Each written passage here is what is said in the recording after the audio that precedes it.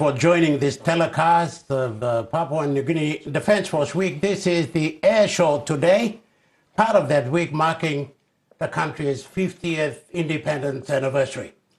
I have here in the studio with me once again my colleague Bradley Valanaki. Thank you very much for being part of us today.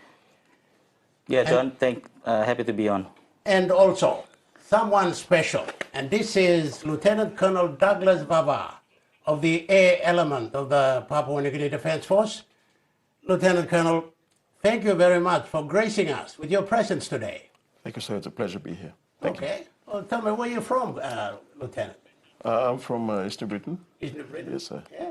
And currently the commanding officer of the Air Transport Wing, based out at Jackson's. Commanding officer. You're in charge of the air element of the Defence Force? Yes, sir, I am. Well, we'd like to hear more from you today as we progress with the air show later in this episode. Looking forward. Thank you. In this program. This is the combined telecast coverage of the Defence Force, Papua New Guinea Defence Force Week by the three television stations of Papua New Guinea, EMTV, TV1, and NBC TV. They have done that from the start of our coverage in activities from the gospel concert at the Sir John Guy Stadium to the Papua New Guinea Defence Force Week. And we began on Thursday with the military fleet review at the APEC House in front of Ela Beach on Thursday. And yesterday was the military tattoo. That was conducted at Sir Hubert Murray Stadium in Port Moresby, where parachutes were dropped, parachuters came down with the flag of Papua New Guinea, and of course the military tattoo performance by a number of visiting armies, and that was quite a sight, gentlemen. Yeah, quite a sight. Yesterday, we took on many of the people here in Port Moresby by surprise that this event was happening down at the stadium there. But really, it was a really good experience for everyone who turned up and also joined us for the coverage. Did you see that yesterday, Lieutenant Colonel? Unfortunately, I was involved in the background. We dispatched our aircraft. So you were part of the preparation. Yes, so to begin the whole tattoo, our aircraft dropped the parachute instead. Yes. And there's a Manus dances over there. There was a bit of culture, bit of military precision, discipline, a sight to behold. And Hela Huli, they had their say last night as well, the Huli Wigmen. And of course, these are the Japanese. The Japanese army, they were here, and the grand finale towards the end of the military tattoo yesterday, it was quite emotional for a lot of Papua New Guineans, and it was a reflection of times as well, through the last 50 years, and we are disciplined, I suppose, with our disciplined forces, and with the, looking at the performance of all the disciplinary forces there, where, wherever you come from, whatever color you are, when it comes to the army and when it comes to discipline, it's the same thing for everyone, every army. Yes, sir. As a PNGDF officer, it was a very proud moment for me to witness our armed forces on show with the other partner nations. Okay. So we'll get to the air show later on, as that will be in front of APEC House at Ela Beach this morning, and our crews are already positioned out there to bring you visuals of that.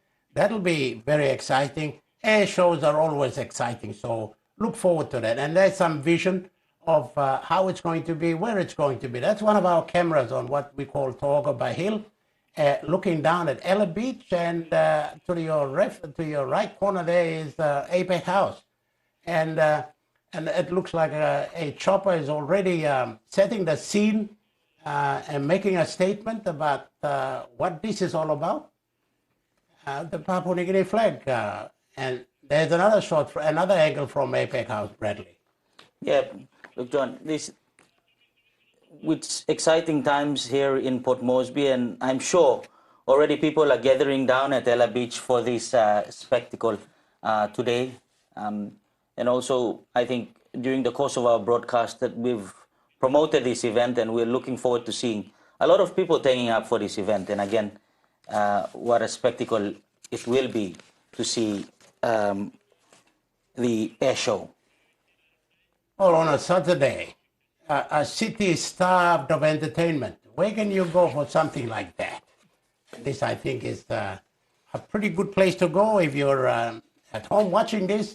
Sit there and watch it, and if you're not, get down to Ela Beach, get down to APEC House if you're a Port Moresby or National Capital District resident to see what's happening down there. Now, Lieutenant Colonel, we will talk about the air show later on, and we will get your expertise on the types of planes that are going to fly across and what they represent, what they mean. But also, before we get to that, the aeroplanes that are involved now, at least some of them, were involved in other activities in what we call plantibalus. Just tell us a little bit about that.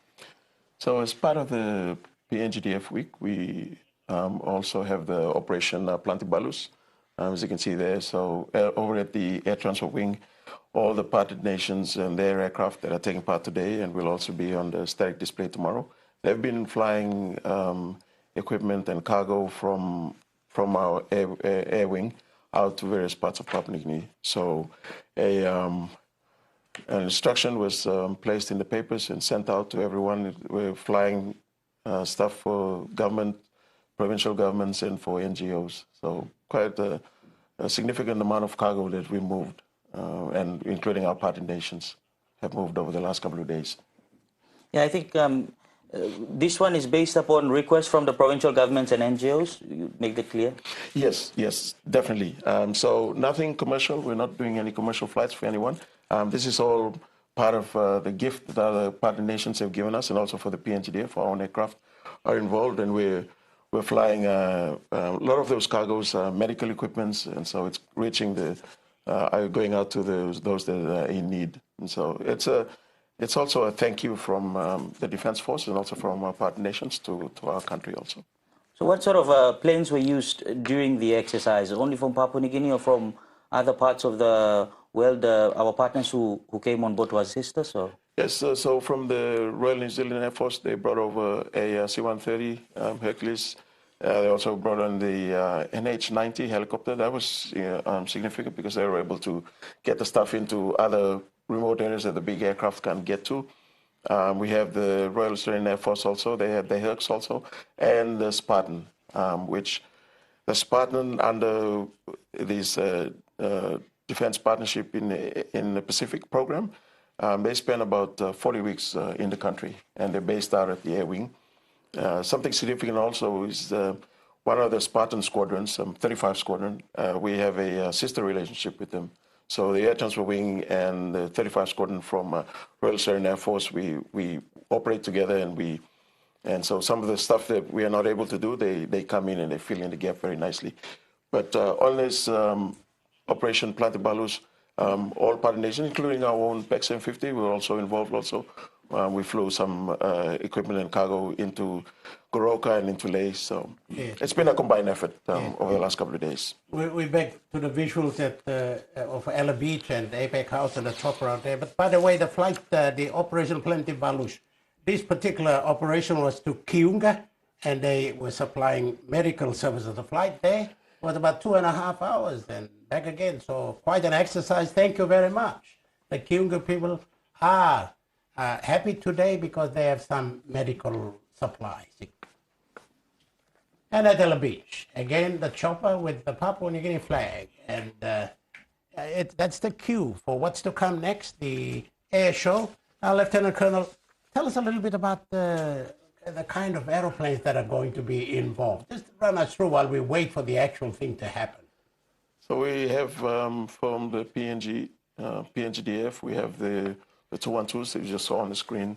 They're contracted to us to fly.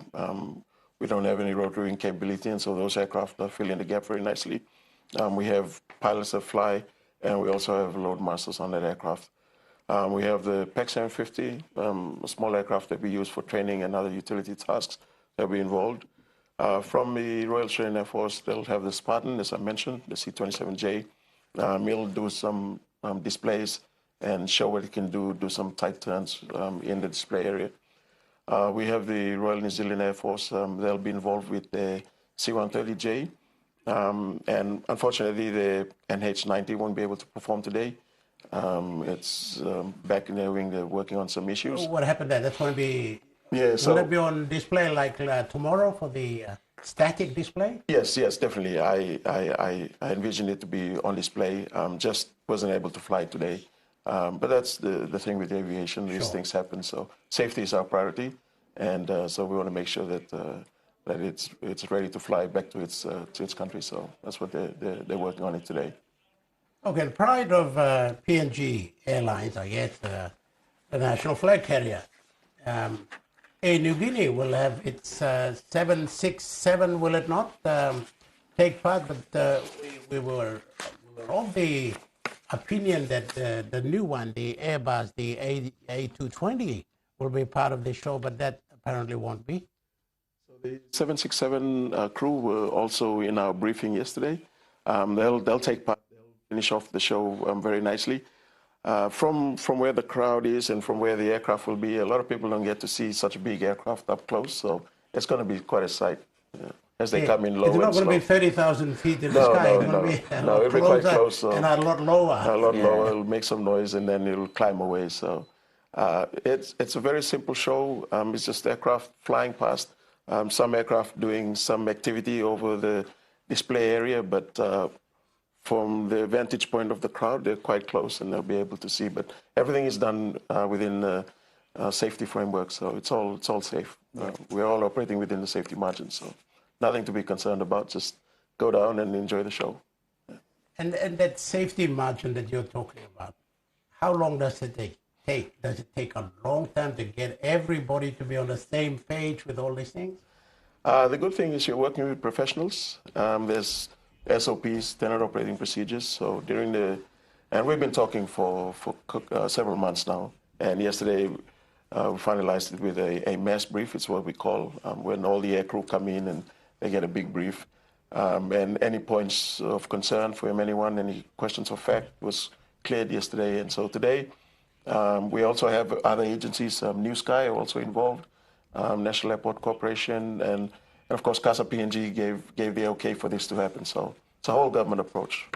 Wow. Well, there were some live pictures that's there a while ago of people sort of kind of bit by bit getting down to Ela Beach. That's Ela Beach down there.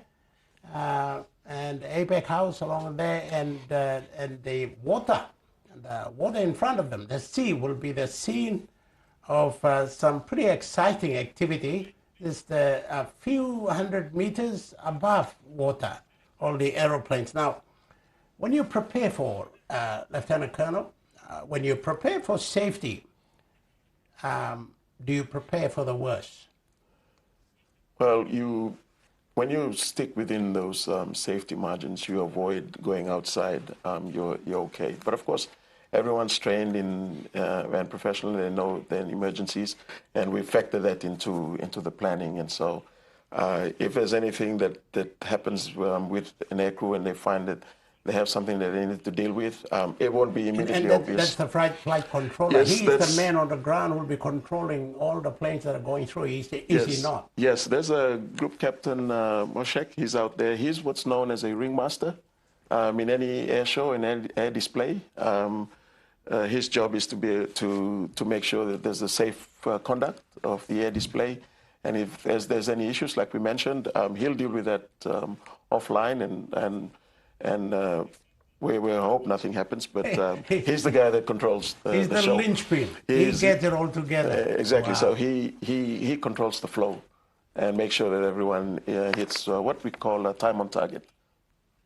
Do you think any of our people, like, you're in the air element, do you think any of our Papua New Guineans can one day be able to excel to that kind of a role?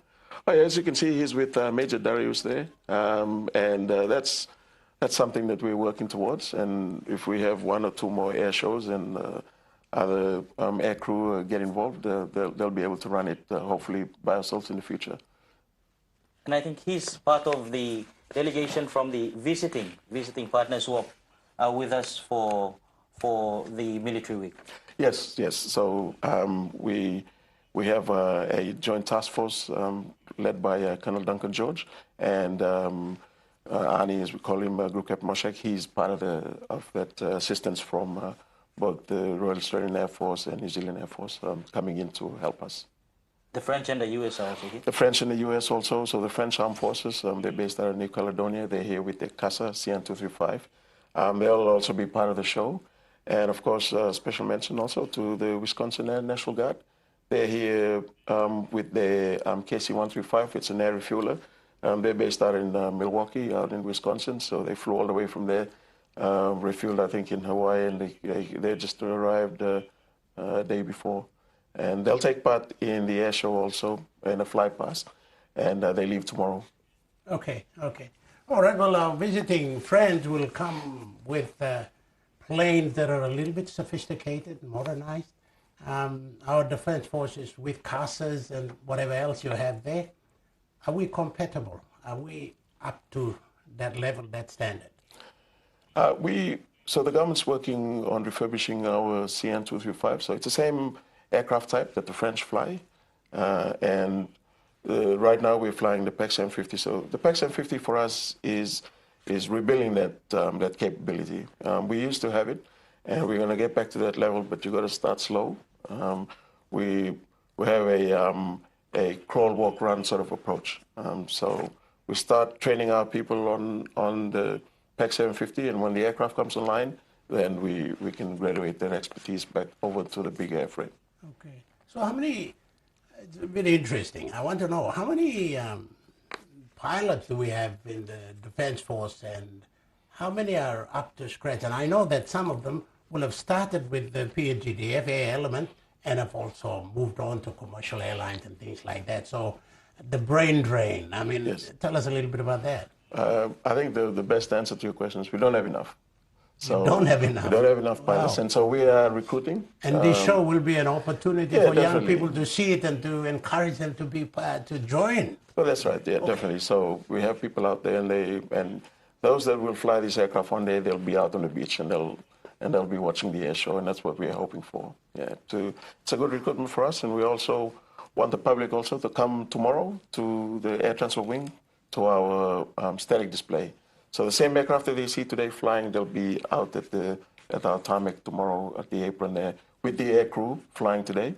And if you have any questions, you can be able to talk to them. Yeah. In terms of the infrastructure and the sort of aircrafts that we have in the country, how many helicopters and how many airplanes do we have? So we have the two CN-235s that are in the hangar being worked on. They should come online by next year. We have the three PAC-750s. Only two we were flying today, but we have three. And the helicopters, they're contracted to us. And the idea is that we get our air crew flying on that contracted helicopters. And then when we do get our own, we have the people ready to be able to operate it. So slowly building towards our own sovereign capability. Okay, well, that's all interesting. I just want to draw your attention to one particular pilot of the PNGDF. Started with you in the early days, in the 70s, 80s maybe. His name is Captain Timothy Narara.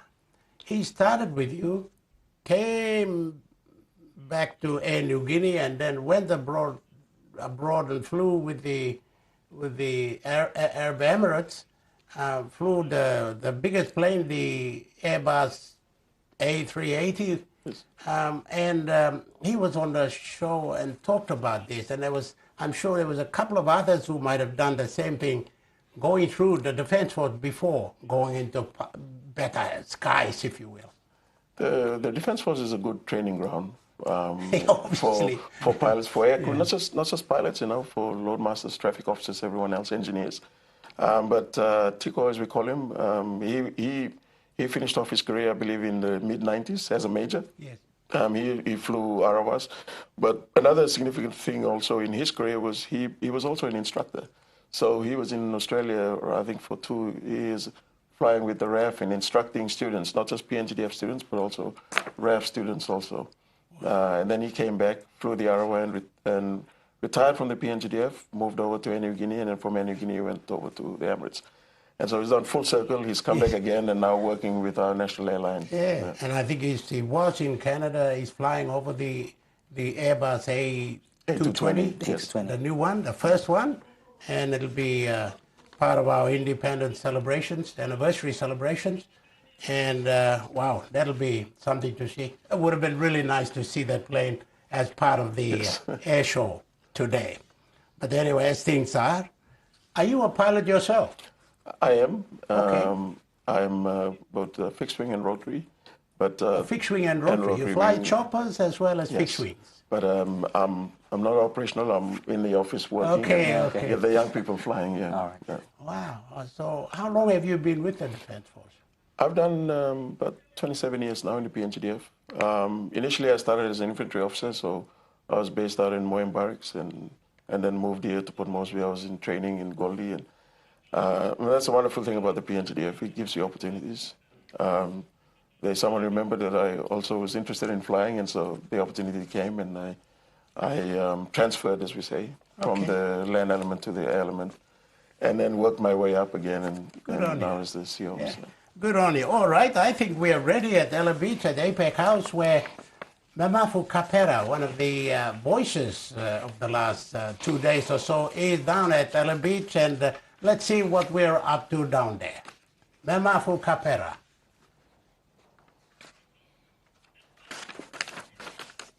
The fly past here at the Ela Beach. The fly past, for those of you who are watching on TV and also listening on radio, if you know the landmass between Paga Point and Koki Point and the fish market at Koki, you will understand that we are right here at Ela Beach. The Motokoitabuans call this landmass Era Kone.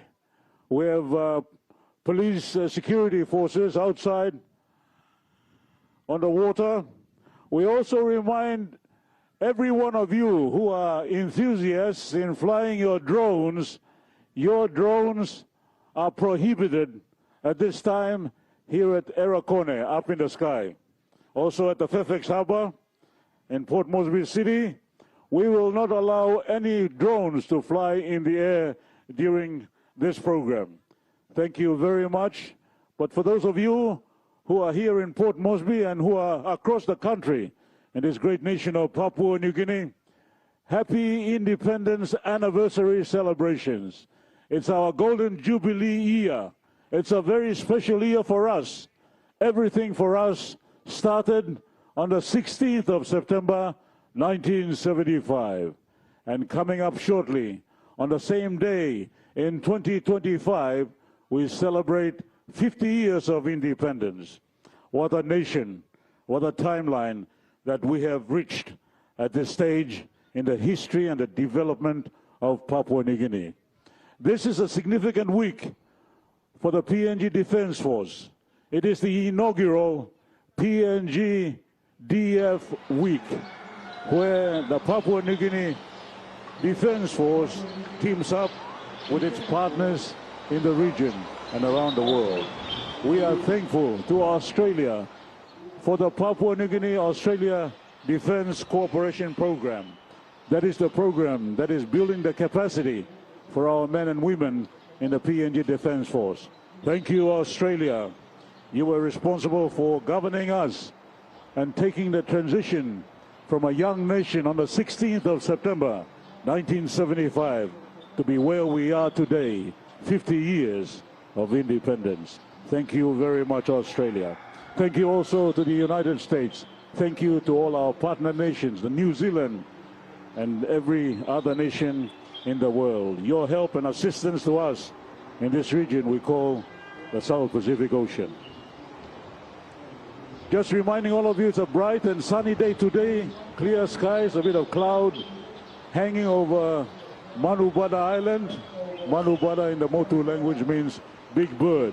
It looks like a big bird sitting on the ocean across from us where we are broadcasting from, and it looks like a bird with its wings all spread across the surface of the ocean right in front of us. To the left is Wabukori, and of course behind us is the city of Port Moresby, and of course Ela Beach, Aerocorne, where all the action is taking place. Welcome Port Moresby. A slight wind blowing across our face here. It'll get stronger over time today during the broadcast, but we welcome all of you across Papua New Guinea, Port Moresby, and also Aerocorne. Thank you for coming, ladies and gentlemen. Very shortly, the balus or the planes and the aircraft will be flying one by one.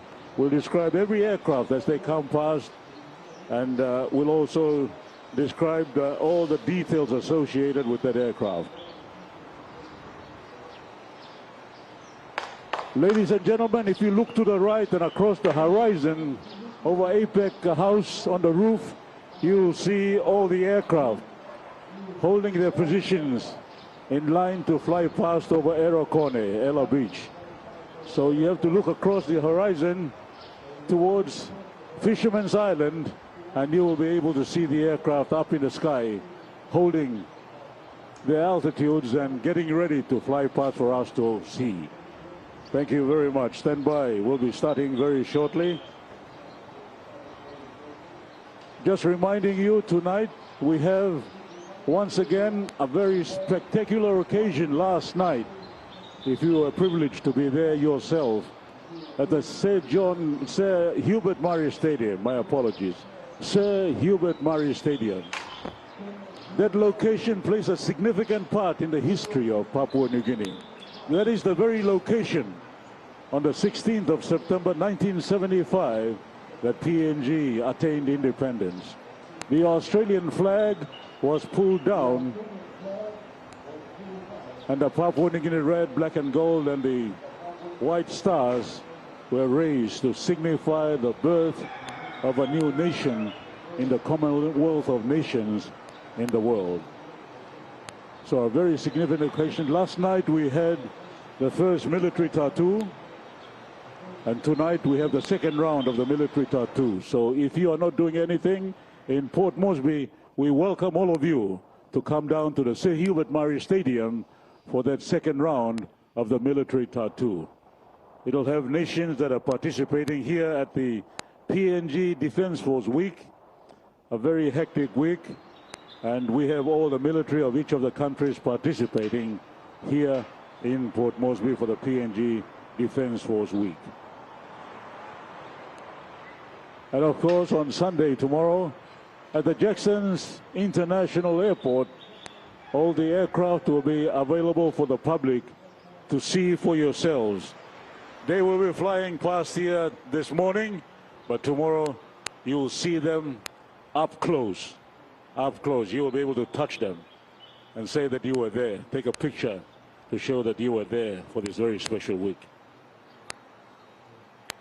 If you look to your right now as I'm speaking, you will see a helicopter with the PNG flag. So if you look to your right, you may see the aircraft in the distance. They're holding pattern. The aircraft will be coming from your right to left and proceed in a designated sequence at operational flypast speed and altitude. Stand by. Standard spacing will be maintained between all participating aircraft to ensure safety and formation integrity.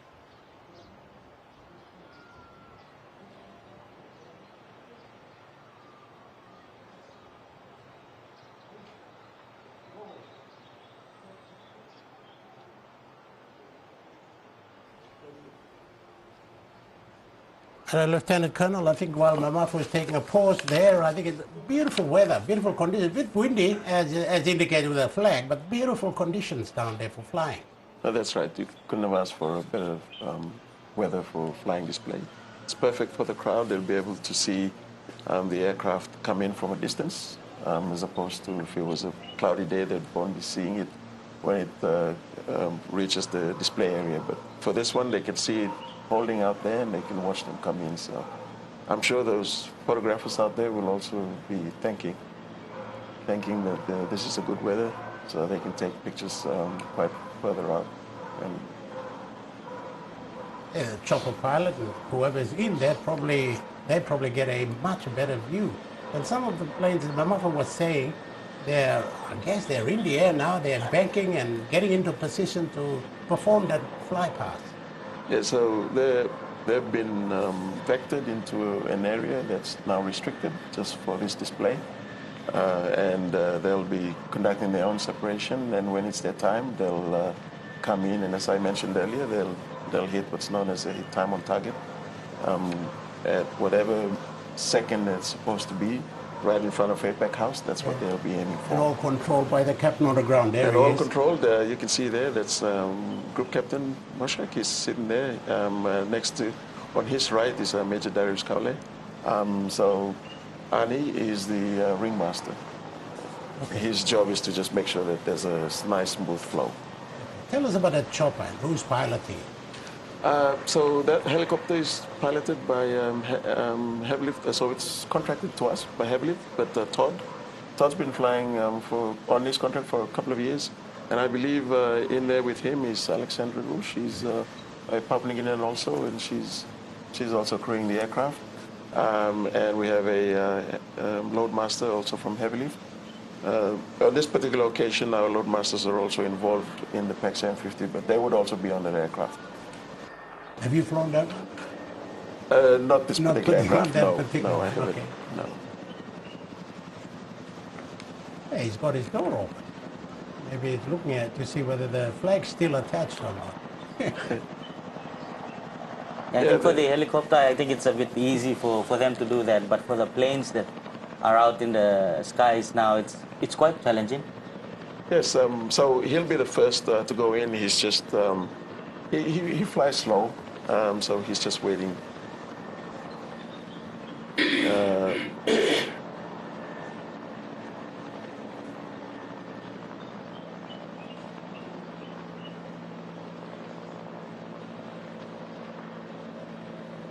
That's Ela Beach, APEC House in Port Moresby, and this is the combined telecast by MTV, NBC TV, and TV1, bringing you the air show of the Military Week, the third day of the Military Week, marking Papua New Guinea's 50th independence anniversary. And all the planes are going to fly past very shortly. But there's a chopper that is giving everybody the cue of what's to come.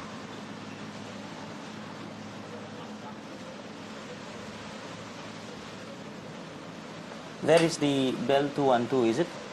Yes, that's the Bell 212. It's the next variant though from the Iroquois that we used to have. That helicopter had only one engine. This particular helicopter has two engines. So two engines, but turning one blade, so a bit more power. They're workhorses, aren't they? Some of these will have been used in the Vietnam War when you see pictures, like similar kind of design. Yes, so this aircraft is quite old, but it's also very capable. That's why a lot of companies have been flying this in PNG. They're able to operate in our hot and high areas. And particularly in the mining and resource sector. Exactly, yeah. And in a country that is has rugged terrain, it's quite suitable. Well, Papua New Guinea is helicopter country. You need I like that. Papua New Guinea is a helicopter country. Definitely. It's a new coin phrase by Lieutenant Colonel Douglas Baba. I might be biased. I fly helicopters too, but in this country we have 700 airstrips. So there's a lot of airstrips, and that's how our country was administered. You can't expect everyone to go through the few roads that we have. They're going to live where they want to live. And so we have airstrips. And a lot of Papuans, I think, back in the day, they saw aircraft before they saw vehicles. Sure, so, they did. They did. So aviation for Papua New Guinea is not new. But the helicopters are able to get into areas that the aircraft can. It's a funny country we have, like aircraft, you say they saw aircraft before they saw roads, and they saw missions as government before they saw government. So we're unique in that. Exactly. on our Air Niugini or overseas aircrafts from Dixon's Airport, and we head down towards Okay, Milton. Mamafu seems to be taking over from down there at Ela Beach APEC House. We'll go to him. Backwards up the north to Southeast Asia. Aircrafts have played a significant role in the development of Papua New Guinea. Once upon a time we had DC-3s. Now we have jet-powered aircraft. Of course, we have the propeller-powered aircraft also operating. But what a beautiful sight right here over Erakone, Ela Beach in Port Moresby. A beautiful day. The Bell 212 flying past again for its fourth maneuver. And like I said earlier on, the pilots crewing the flight today are Captain Todd Howell from Canada and Alexander Rua, our very own pilot from Lavongai, beautiful New Ireland province. Supporting them as their crewman is Adam Brown from the land of the long white cloud, Aotearoa, New Zealand. And the aircraft plays a versatile and vital role within the PNG Defence Force and is serving the country with distinction. Once again, this aircraft empowers Papua New Guinea to serve as pilots and air crew, further strengthening the nation's sovereign aviation capability. We currently have 2 PNG national helicopter pilots flying with the PNGDF and 5 national air crewmen. It has the sole sovereign search and rescue capability in PNG. It can be stretcher configured for medevac, winching, sling, and rappelling operations. So right now, this is a sling operation with a long wire, very solid and strong, with a weight hanging under the flag as it flies over Ela Beach with the flag, the red, black, and gold, the PNG national flag, flying in the strong wind beautifully in the skies of Ela Beach in Port Moresby. The maximum all-up weight is 5080 kilograms, and it can operate at altitudes of up to 20,000 feet. This aircraft's agility allows it to maneuver in confined spaces and reach the most remote and challenging villages in the country.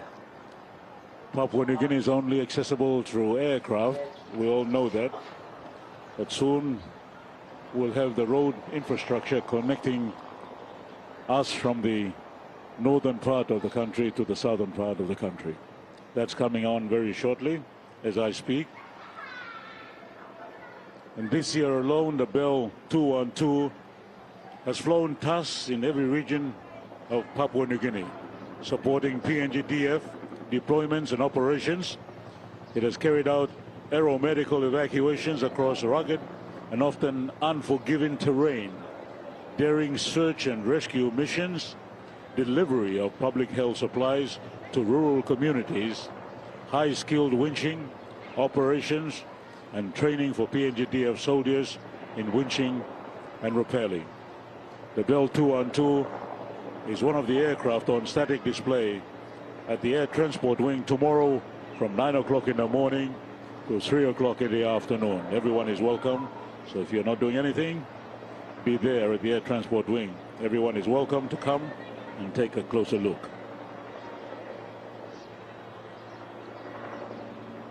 This, I believe, will be the final maneuver of the Bell 212, heading towards Koki over the fish market.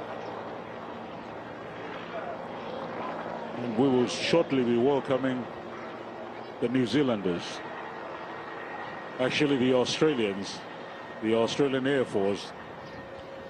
It's C-130, C-130 Super Hercules, but from the Royal Australian Air Force, coming up very shortly.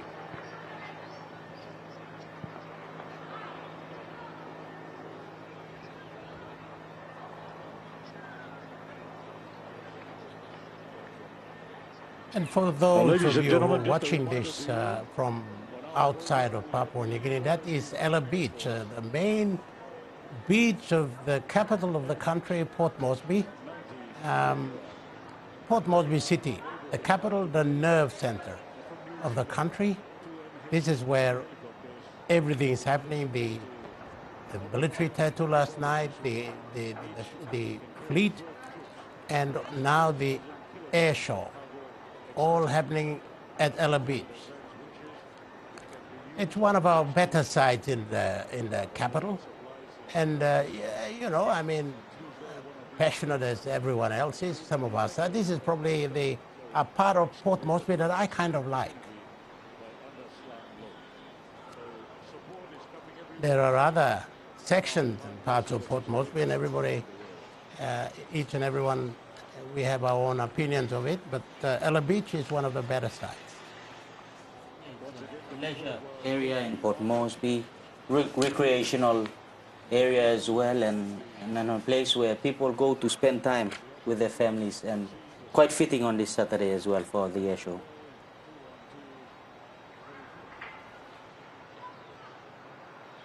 with the PNG flag flying, every time we hear the sound of aircraft, we all get excited.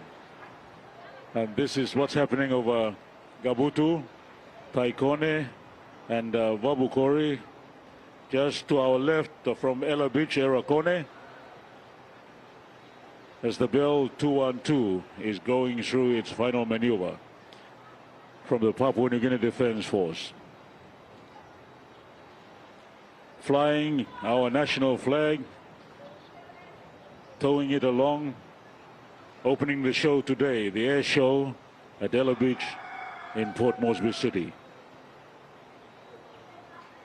This aircraft is in service with the Papua New Guinea Defence Force since 2012. This twin-engine helicopter operates with a team of two pilots and one air crewman. So you can say we have a wonderfully diverse crew on board this aircraft this morning.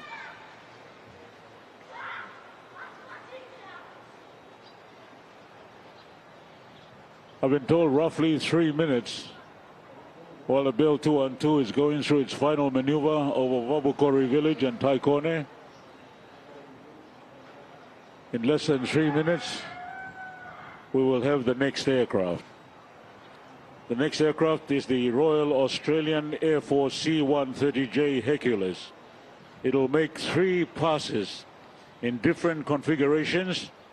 This aircraft cruises at over 600 kilometers per hour, can carry more than 20 tons of cargo or over 120 troops, and is renowned for operating from short or unprepared airstrips.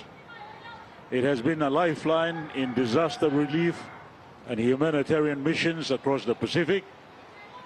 During PNG 50, this C-130J has flown to Nadzap, Wewak, Medang, Momote, and Mount Hagen. The C-130J has delivered items such as medical supplies, cargo, and personnel. Just going through the aircrafts, after the Super Hercules C-130J from the Royal Australian Air Force, we will have from the United States of America Air Force its KC-135 Strato tanker. Now, if you don't know what a Strato tanker is, and if you have watched too many movies or watched too many videos on YouTube, you will understand what this aircraft is all about. It represents the United States of America. The KC-135 Strato tanker, a symbol of America's rich and long-standing, rich I mean not rich, but the distance. Ladies and gentlemen, next, the Royal Australian Air Force C-130J Hercules, making 3 passes in different configurations.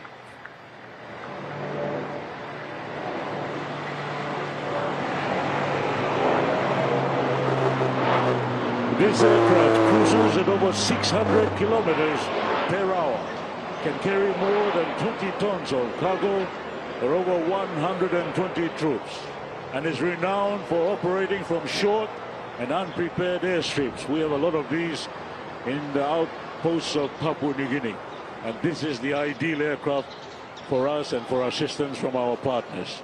It has been a lifeline in disaster relief and humanitarian missions across the Pacific. During PNG 50, this C-130J has flown to Natsap, Wewak, Madang, Momote, and Mount Hagen. The C-130J has delivered items such as medical supplies, cargo, and personnel. Thank you, Australia. You can see from our broadcast vantage point right across towards Manubada and towards the Basilic Passage. The aircraft is flying over the passage and will do another maneuver on our right from our broadcast point at Paga Point and across Ela Beach in front of all of us, and to Koki, Gabutu, Badili, and Babukori, and over Manubada Island that lies gracefully across from Ela Beach where we are broadcasting from. The maneuvers, the first one has come through. A total of 3 passes in different... This is the Royal Australian Air Force C-130J Super Hercules. Commander, Lieutenant, can you tell us about what Mamafwa just left off there? It's flying, what, some 100 feet off the water? Yeah, and so they're about 200 feet away from the crowd, and possibly about 500, maybe lower feet. It's all safe. What they're showing is, when we say configuring the aircraft, they're setting up the aircraft for whatever stage of flight. So when passengers sit in an aircraft, they see the aircraft, the wings, the flaps moving, they're configuring it for either takeoff or landing. So what this aircraft is displaying is sometimes fast isn't everything. It's showing that it can fly low, it can fly slow, for what it does, delivering cargo into short airstrips. And you've got the ramp there open, and sometimes we have the crew do ramp rides. So you can get people and they sit in the back there and they you can jump up with your parachute or something. Exactly. So you can jump in the back there. There's some side doors that paratroopers can jump off. So it's just showing its capability to the crowd. Well, our cameras have made it fly past even quicker. Exactly. So once we're in the studio, we can't really tell, but out there, it's loud, and I'm sure the crowd are really enjoying it. That looks as though it's very close to the ground, to the sea, to the beach. That's right. So most people, unless you're at the airport, you'll watch it come, but only for a few seconds. Right now, it's giving a good view and a good display to most of the crowd. And I'm sure if they can look in, they'll probably see 1 or 2 loadmasters waving to them. Wow. Well, as Mamafu said, the C-130J, has flown to Natsap, has flown to Wewak, flown to Madang, to Momote, and even Mount Hagen, delivering medical supplies, whatever emergency, whenever there is an emergency. Yes. Brings in humanitarian supplies. So it's a pretty important plane.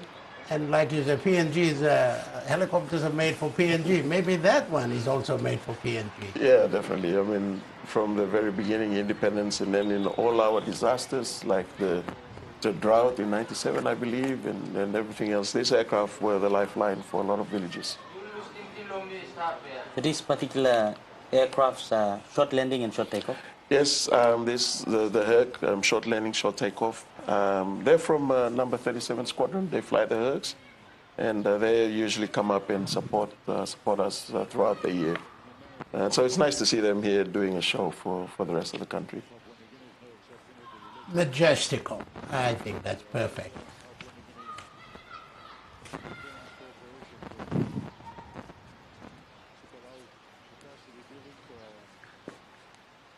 Well, it would have completed its little time there now, and I think it's probably heading off. Yes. For the other planes to come Yes. through. So tell us what's happening there. Now it's banking, So the ringmaster there, they're talking with the air crew, making sure that they complete. So they came on right on time, as I mentioned earlier, time on target, 10:15. They were coming into the air display. So well done to that crew. And now they'll be just completing their maneuver, and then they'll go out back and be vectored in by New Sky, by the control tower, back to Jackson's. So that's it. They'll do probably one last wave to the crowd. They've closed the ramp there, I believe. Yes, they have. And a flight past, quick wave to the crowd, and then they'll depart the display area. Okay, ready for the next one. Ladies and gentlemen.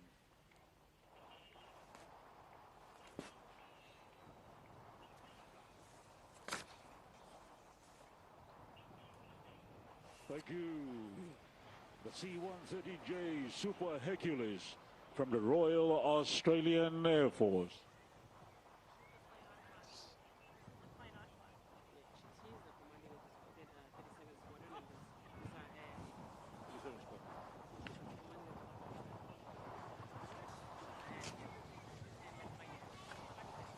This aircraft that passed by, ladies and gentlemen, I have the commanding officer sitting right here beside me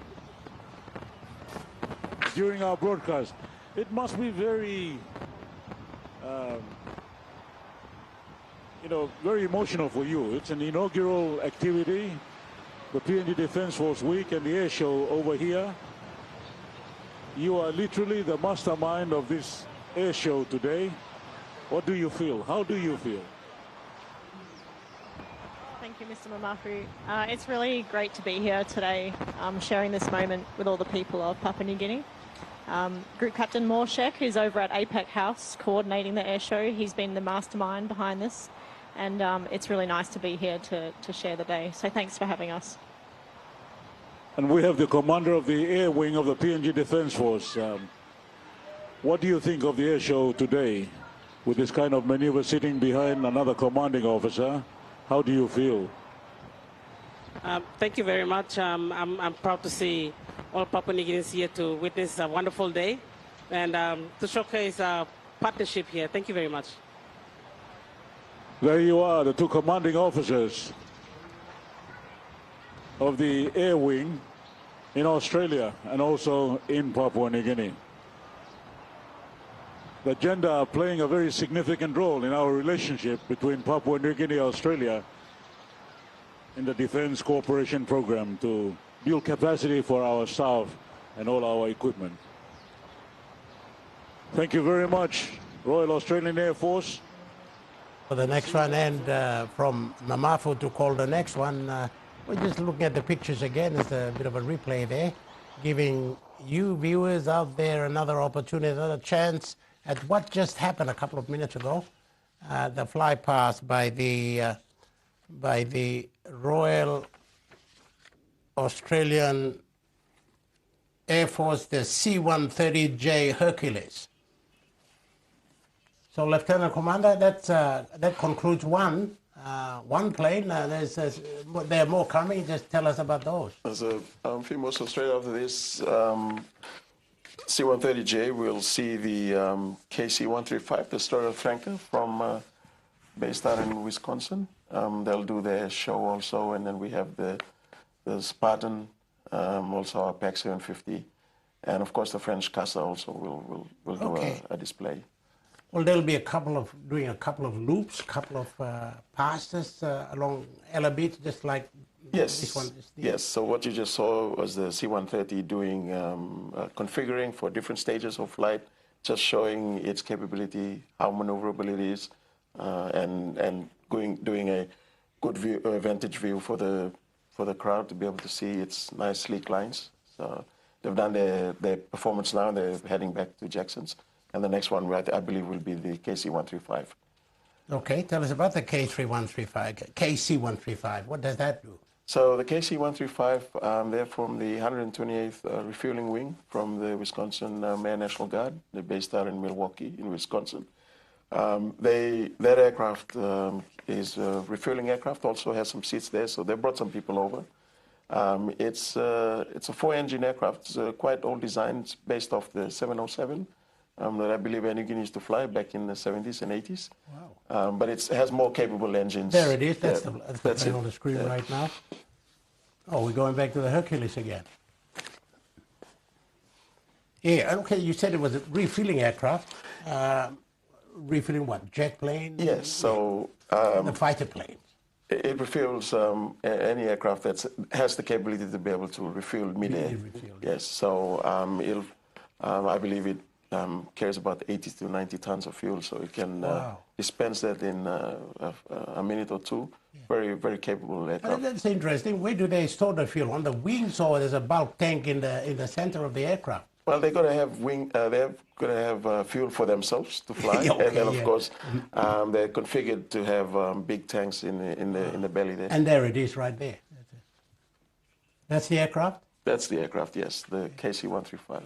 So which part of the region, especially in the Pacific, do the Americans keep this plane? It's based out in Midwest in the U.S., but we have a state partnership with the Wisconsin Air National Guard, and that's why it's here.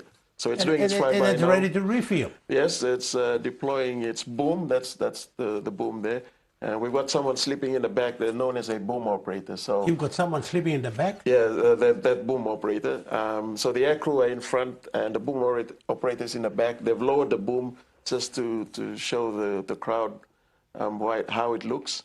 And You've got to be well secured there, though. I mean, the guys are sleeping. it's a really tight spot, really tight for that operator. And they have a small section there, and they'll be able to watch the aircraft refueling come up. And they actually control that boom, and it goes in, sticks onto the aircraft, refuels very quickly, and then the refueling aircraft moves away, and then it can retract that boom very quickly and fly off. Wow, the timing has got to be precision. It's got to be spot on. You can't allow for turbulence there when you're refilling. No. Spilled fuel is Yeah. dangerous, eh? F gas. Yeah, definitely. I think they have some limits on when they can refuel weather-wise. So if the weather's not good, I'm sure they won't be able to refuel. It's something you see in movies and whatever, but here, people of Ela Beach and Papua New Guinea, you're getting a close-up view of what that aeroplane is designed to do, one of its functions. The KC-130 Strata tanker.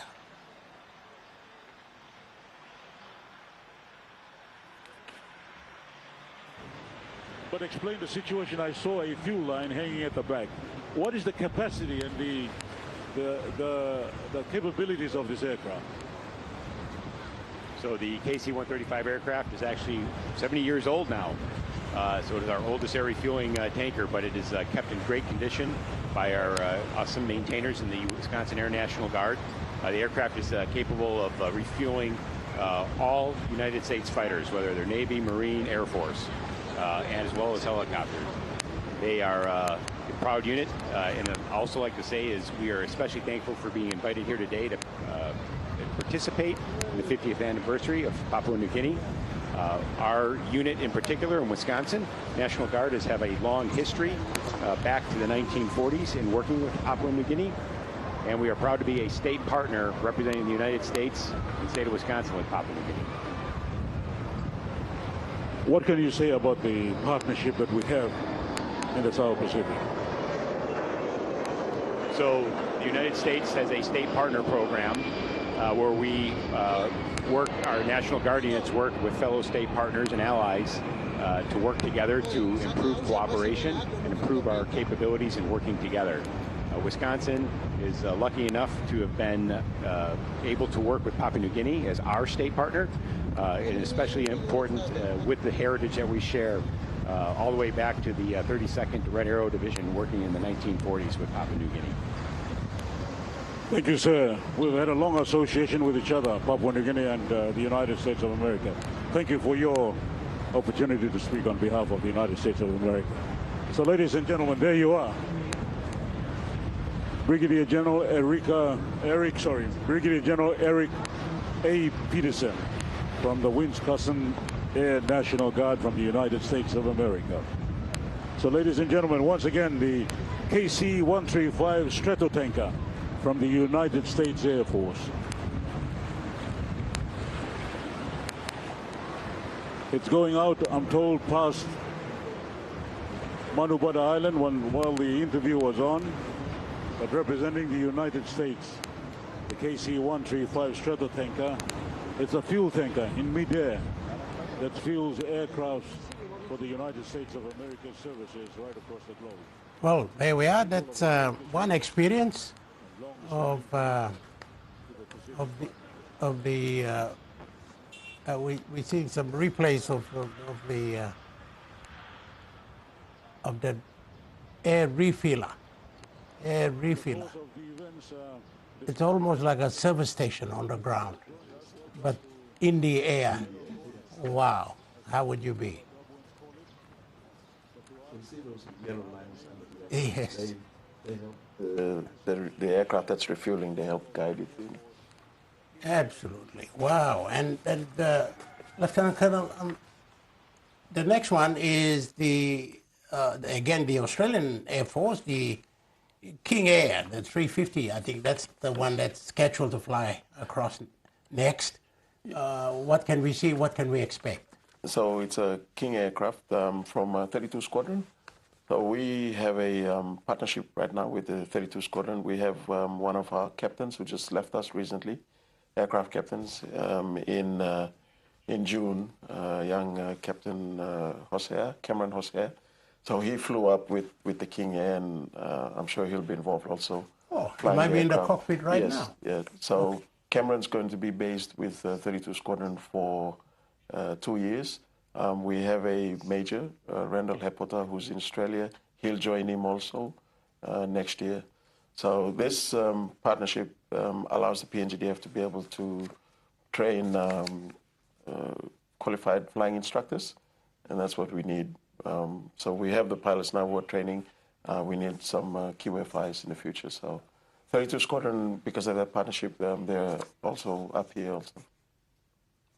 Really? Yeah, opportunity for us Papua New Guineans as well to engage in this interesting field, and I'm guess learning of this must put a smile on your face. Yeah, definitely.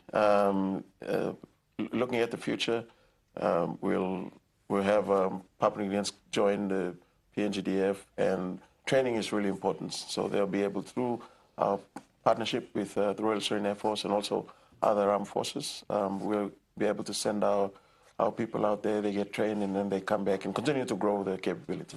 Mm. And the 350 King Air, what does it do? For the 32 Squadron, the King Air, it's a training squadron. So for the young pilots that get trained and they're going on to transport aircraft, they go on to 32 Squadron. So they're flying transport aircraft. It's a bit different than flying the fighters. So they got to learn how to fly as part of a crew. So they train on the King Air and the 32 Squadron, and then they go on to fly the Herc, so they fly the C-17 and other aircraft that the Royal Australian Air Force has. Okay. All right, we're back at Ela Beach again, in front of, alongside APEC House, Ela Beach in Port Moresby, and I think Mamafu Kapera has taken up hold down there. So it might have its flaps out or the ramp and door open, so it's not clean. Okay, as we await the planes to bank and come through as per directed by the captain down there, this is a combined telecast by the 3 television stations of Papua New Guinea, EMTV, NBC TV, and TV1, bringing you the military week as we prepare to head towards September 16th to celebrate our 50th independence golden anniversary. And what a week it's been, particularly kick-starting it has been the disciplined force of the country, the Papua New Guinea Defense Force. And here at Ela Beach is the Airshow. It is the third of the military week. This is the Airshow. It began with the fleet, and then the tattoo, and now it is the Airshow. So a few people have gathered down at Ela Beach now to see this. I think what has gotten around that there's something worthwhile seeing, something unique, something that they will never get to see for a long time. So I'm sure they have gone down to see this spectacle. Air Force with his two NH-90 helicopters will not be performing today.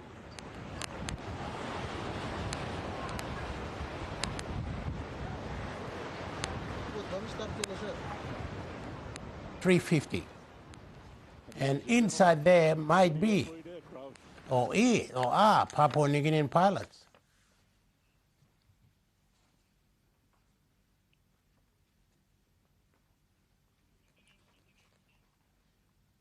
So, Lieutenant Colonel,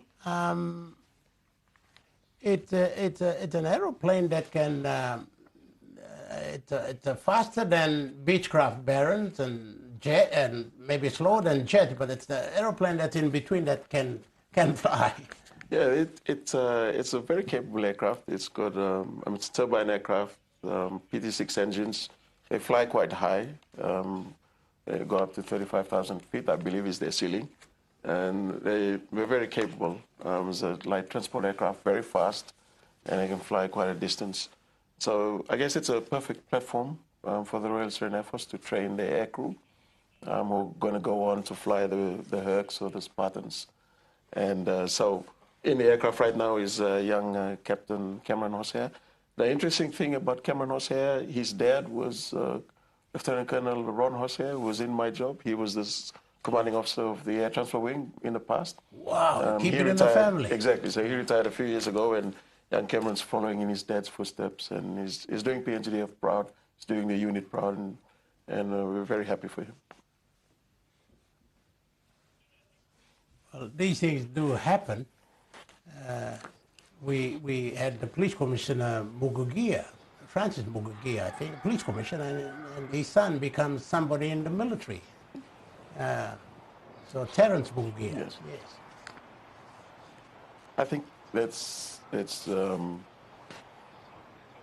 because you grow up within that environment, yes, and exactly. Yeah, it just makes sense that that's the dream that you'll catch.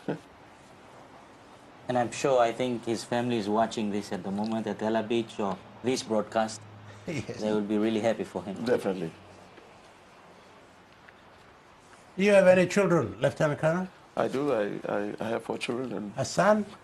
yes, hopefully. Maybe he'll follow your footsteps? They have their own minds, so we just guide them. Yes, yeah.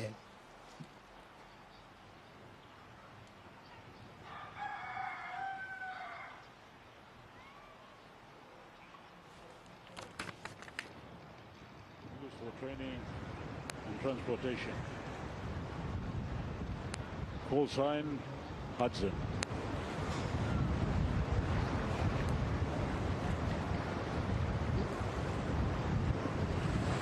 It's doing its maneuvers. It's coming over.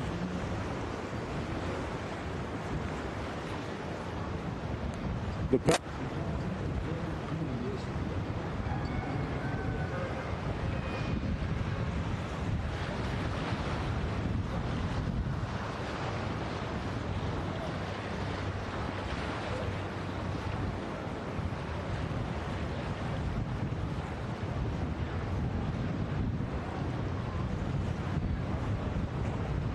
Now that's a King Air, the 350 King Air, part of the Royal Australian Air Force, flying the fly pass. Quite exciting and piloted by a Papua New Guinean. How about that? So, Lieutenant Colonel Douglas, the next one will be it'll be a dynamic display. I'd like to think it's the Royal Air Force C-27J Spartan. Just prepare us before that one comes on the scene. So the C-27J, the Spartan, will come on the same. It's smaller than the Herc. It only has 2 engines. Very capable though, but it will show something spectacular. They'll be releasing flares which is why we don't want anyone out on the beach. Okay, But okay. it'll dispense some flares. It's a defensive system on board the aircraft to confuse any missiles that want to. Any enemies that are seeking them. Yeah, so if it's in a hostile area and the aircraft picks up that it's being lighted up by a missile system, then hopefully it automatically dispenses these flares. So the crowd will be able to see that, Wow. which will be quite spectacular. That's its own defense system. Its own internal defense system, yes. It sounds like an octopus, one of those octopuses that if it's threatened, it just gives off some black. Yeah, I think it'll look like that too. If you take a still photograph, you'll see all the flares coming out from the aircraft. Yeah, Yeah. that should be very exciting. That is the Royal Australian Air Force's C-27J Spartan. I think we'll go back to Mamafu Kapera at the beach.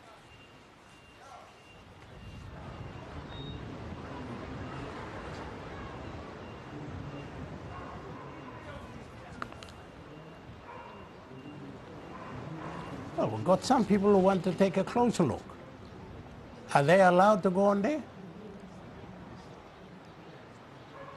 Or maybe they're part of the strategy.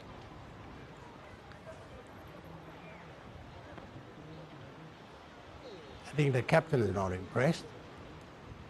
He's probably directing them to move the boat.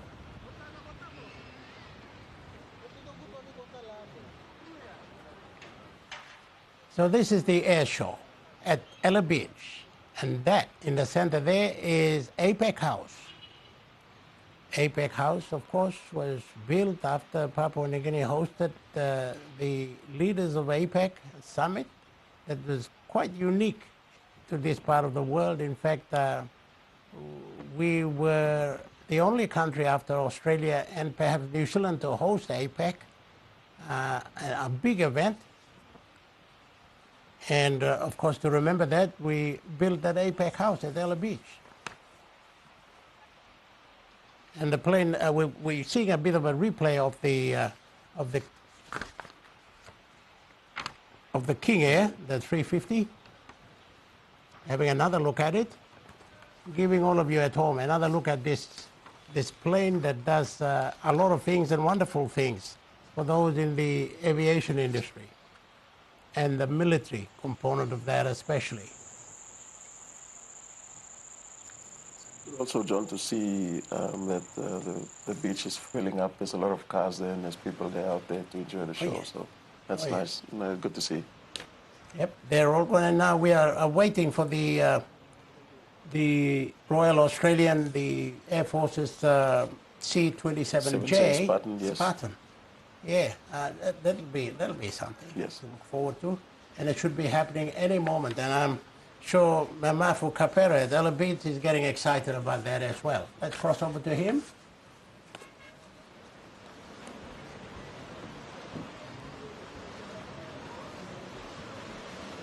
Oh, well, I'm being told by our controllers here that Mamafu is not quite ready yet.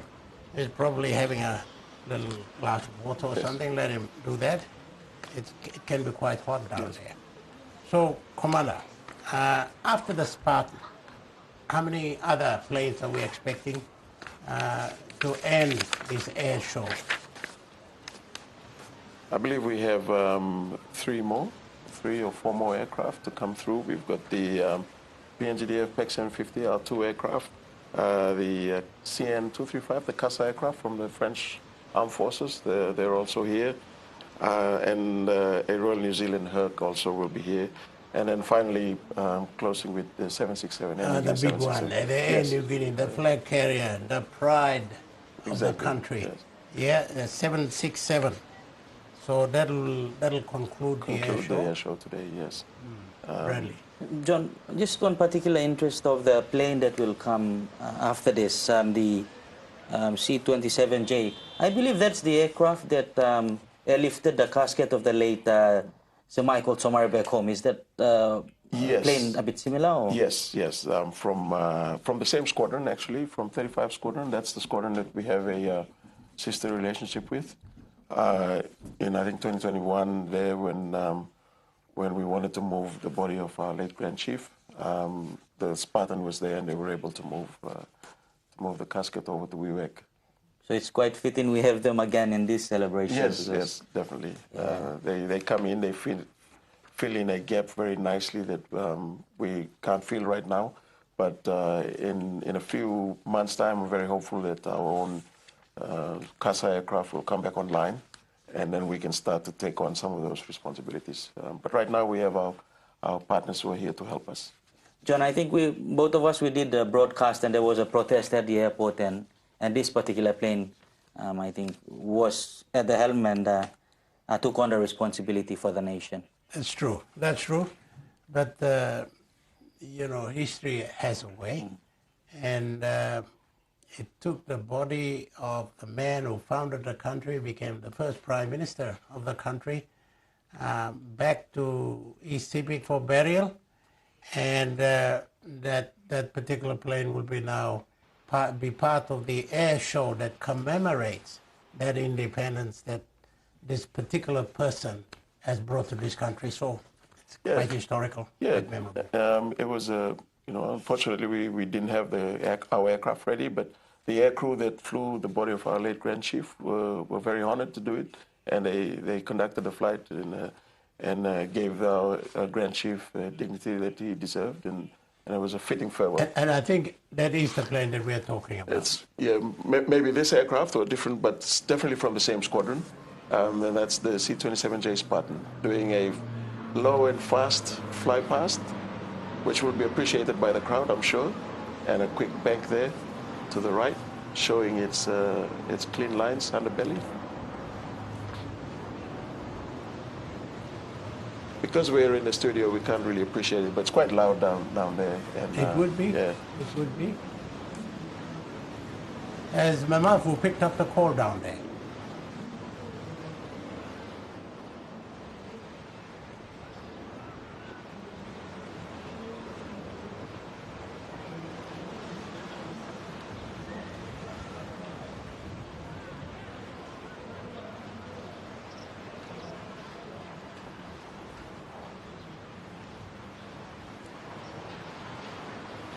Now, without getting a cue from those down at Ela Beach, that would be the Air Force, the Royal Australian Air Force C-27J Spartan? Yes, that's the C-27J Spartan from the Royal Australian Air Force, 35 Squadron. So it's just doing some very steep turns there, so tight turns. Engines working very hard. It's flying, showing its ability to be able to maneuver in tight areas in PNG. And you can see wherever it operates in our short airstrip, sometimes it's got to be able to do that. That's a nice climb there to height, and then it'll continue to do some turns. I can't wait for the flare. Yeah, it should be spectacular. Hopefully there's no one down at on overwater. I'm sure they've been cleared out, but it will be a spectacular Maybe sight. that's why he kind of climbed. I think it's part of the show. They'll have to climb to a safe height and then conduct that part of the show. The climb was steep and very quick. Yes, very quick. As you can see, it's configured its aircraft. It's dropped its landing gear. It's under carriage and dropping low. So what the aircrew are doing here, they're showing its capability. So if you can imagine it being able to do this in some of our tight airstrips in the country. And that's why they're up here 40 weeks a year and they conduct these operations.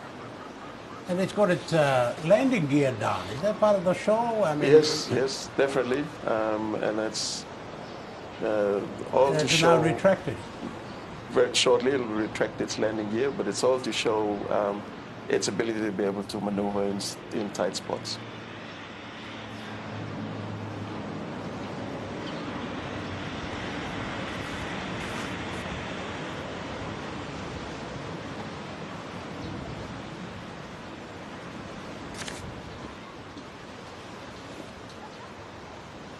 There's the ringmaster. He's quite busy. making sure that the next air crew are ready and the next aircraft is ready. The air crew in there, one of the things is they won't be worried too much about the crowd. They'll be just flying the numbers is what we call. So they're just at whatever altitude they have to be, whatever speed they have to be. So they're working very hard in there. But it looks nice for us, and we're outside and we're seeing it. But inside, the air crew are just making sure that they hit the numbers. Safety is paramount. Then. Safety is paramount. They're just flying the numbers. That's all they're doing. Yeah. Basically crunching the numbers. You know, if they have to be at a certain altitude, at a certain speed, that's what they got to do. Okay. Yeah. What's that altitude right now, do you think? Probably about 500 feet. Yeah, just above the sea there. Yeah. They may come lower, but for their purposes, they're quite a big aircraft, so that's safe distance, and they're about 200 feet meters away from the rest from the crowd. So. Oh, okay. Yeah. That's pretty close. They're retracting their landing gear now, and then going into the next show. So. One of the things about these air shows is they've practiced this particular maneuver in Australia or here in PNG somewhere. So the only thing is on the actual day they fly it where they're going to do the display. So and normally displays are not flown by any pilots; they're flown by display pilots. So the person flying is qualified to do these maneuvers. For an airshow purpose. All the pilots can fly like this, but these maneuvers, sequence like this, after back to back, usually will be done by a qualified displaying pilot.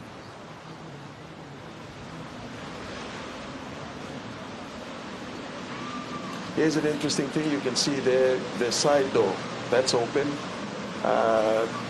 You can stand on the side, and there you go. See the load masters there, standing on the side.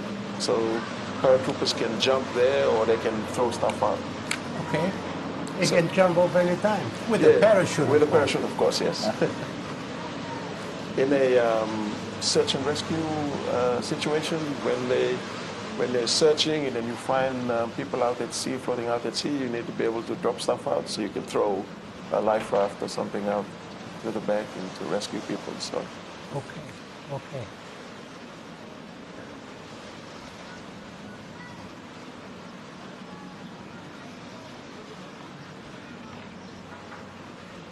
Will we have used that aircraft in our disaster areas, particularly landslides and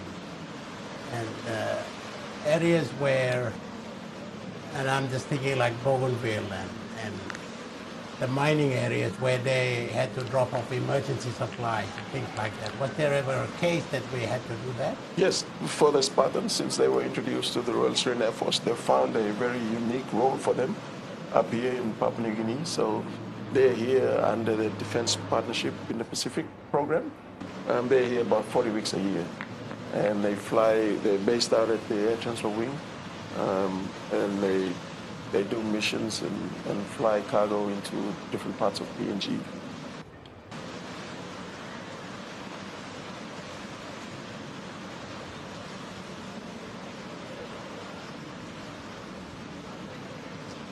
We still haven't seen the flares. Is that next? I wonder. It'll be the finale, so I'm guessing they'll be setting up to a safe height, and then they'll dispense the flares, and then they'll depart the display area. The exact sequence I'm not sure, but I'm confident it will be the last part of this flying sequence. So they're flying within Manubada and the mainland, Ela Beach. So it's not outside, it's just within. Yes, yes. The so tight spot. That's the display area that we were briefed on yesterday, and that's what they're sticking within that display area.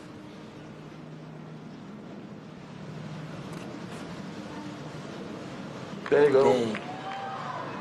And you can hear the crowd, they appreciate it. And they'll climb away, dispensing the flares. It's always a spectacular sight. Because we knew about it, we expected it, but I'm sure the crowd They didn't Unless expect they, it. yeah, Yes, yeah, yes. it would have been. That was beautiful. Would have been a One good more, surprise. please. One more. I'm sure that's what Yeah. they'll be shouting down at the beach there. It's fireworks for the crowd. Yes. Midday. Midday fireworks, yes. But it has a very important role. Absolutely. Yeah.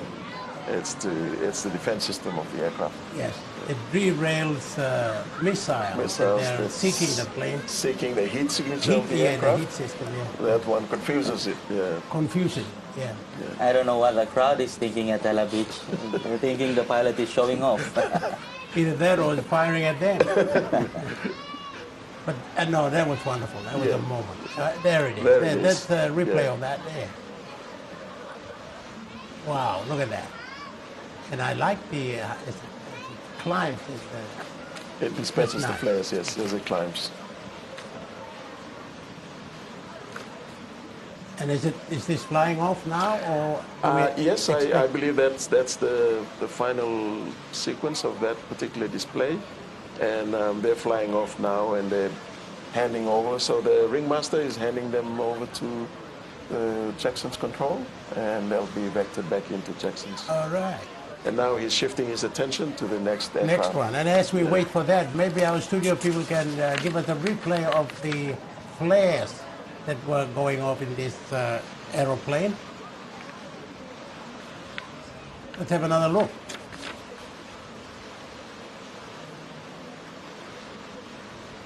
Even the commander wants a replay of that. Studio is not going to give it to us. Well, request denied.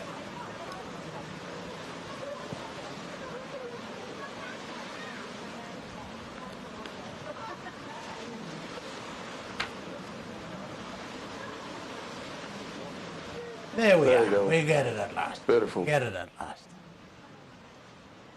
And it's slow motion. Wow. Yes. And that's what they would actually do in a real situation. Yes. Dispense flares and climb away And from climb. the danger area. So Climb into the clouds and Exactly. hide or whatever. Yes. The crowd is a bit kind of more of a swelled a crowd, little bit yes. at Ela Beach. Kids. yes. And that's good. We're just in the middle of the show. There's a few more people coming in, and we have a few more aircraft. Absolutely. Kids, aircrafts, and water. Favorite for kids. Even the balloon guy is there. You'll never miss them.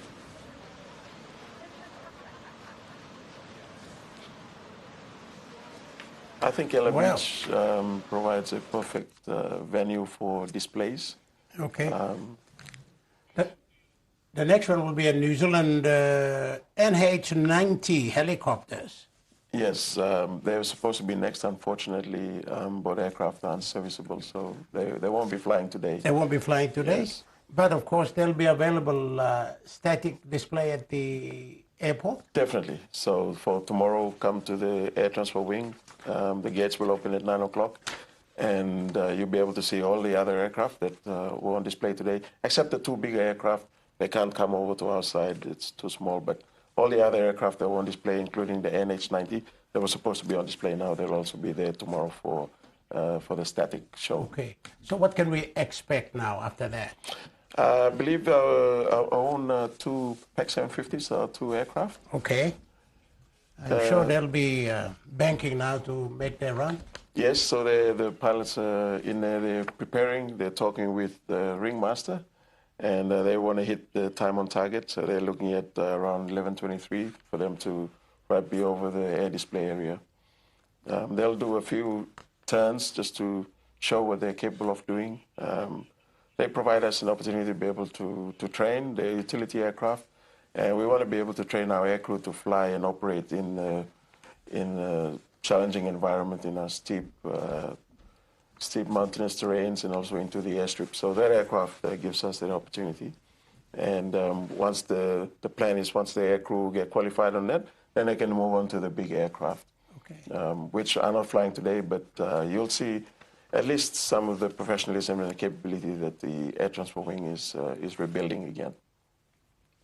I think the announcement that the Ela Beach was at that it would be at the Jackson's International Airport, but I think it's back at the Air Transport Wing. Yes, yes. So not at the international terminal, be on the other side of where we are at the Air Transport Wing. So come early. There's heaps of parking, and you'll be able to walk around at least give yourselves an hour or 2 hours to go and stop by every aircraft and talk to the aircrew. It's whole day. It's a whole day, yes, yes. Any protocols to be observed while there? Yeah, so no drones, obviously, for those that want to, but take your cameras, come along. No bill, obviously, but just come, park. There's stalls there, there's plenty of food, there's areas for people for their comfort. They can be able to use comfort facilities.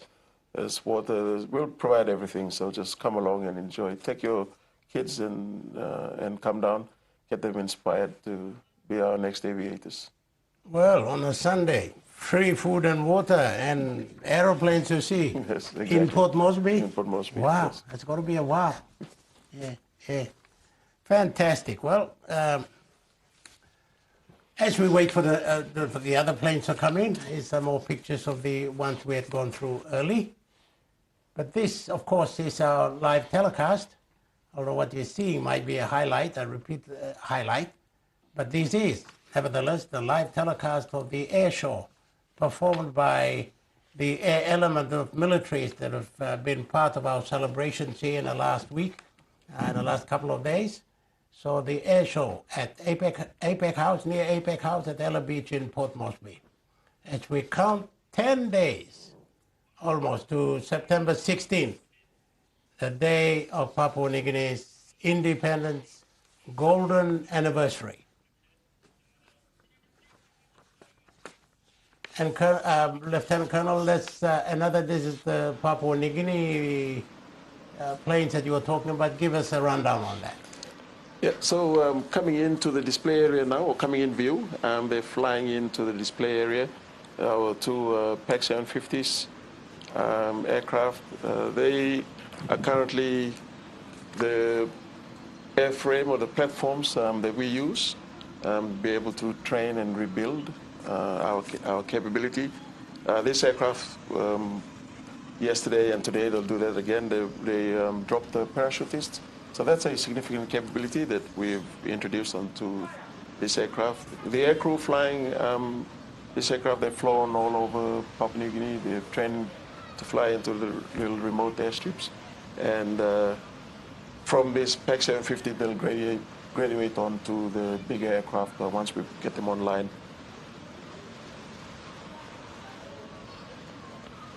And they say it is designed in the Pacific. This rugged workhorse can carry up to 8 passengers or cargo into most remote and mountainous strips.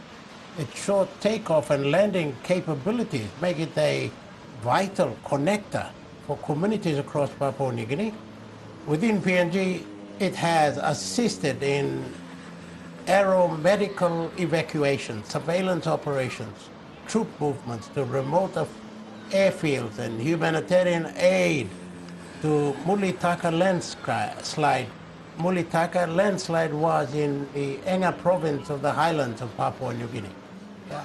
Yeah, I'm pretty proud to be here to witness. You can see the Loadmasters there. The ramp door is open and they're strapped in, waving to the crowd. About 3 or 4 years ago, this was not possible. We did not have any pilots at all. We didn't have any aircraft.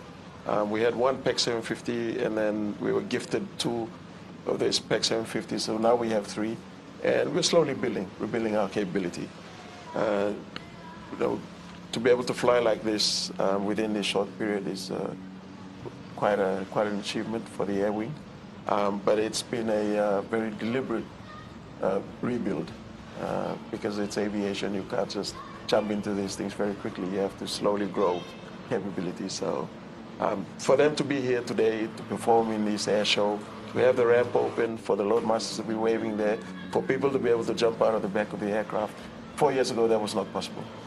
So that's a significant thing about the Air Transport Wing. The Air Transport Wings taking part in this particular air show. Okay. They're flying in formation. That's not an easy thing. It looks easy, but a lot of things can go wrong. So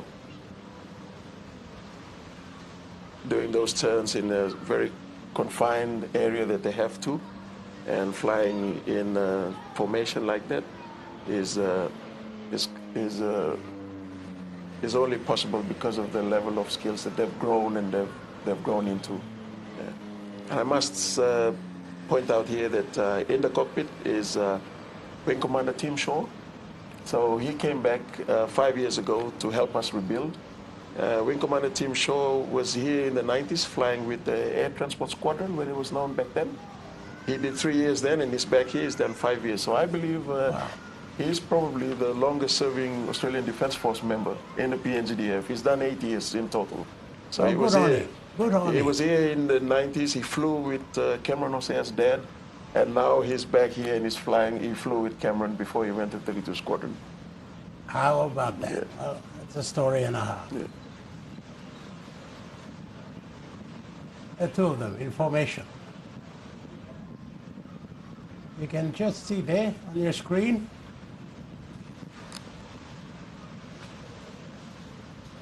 Well, that's a wonderful background story there, Lieutenant Colonel.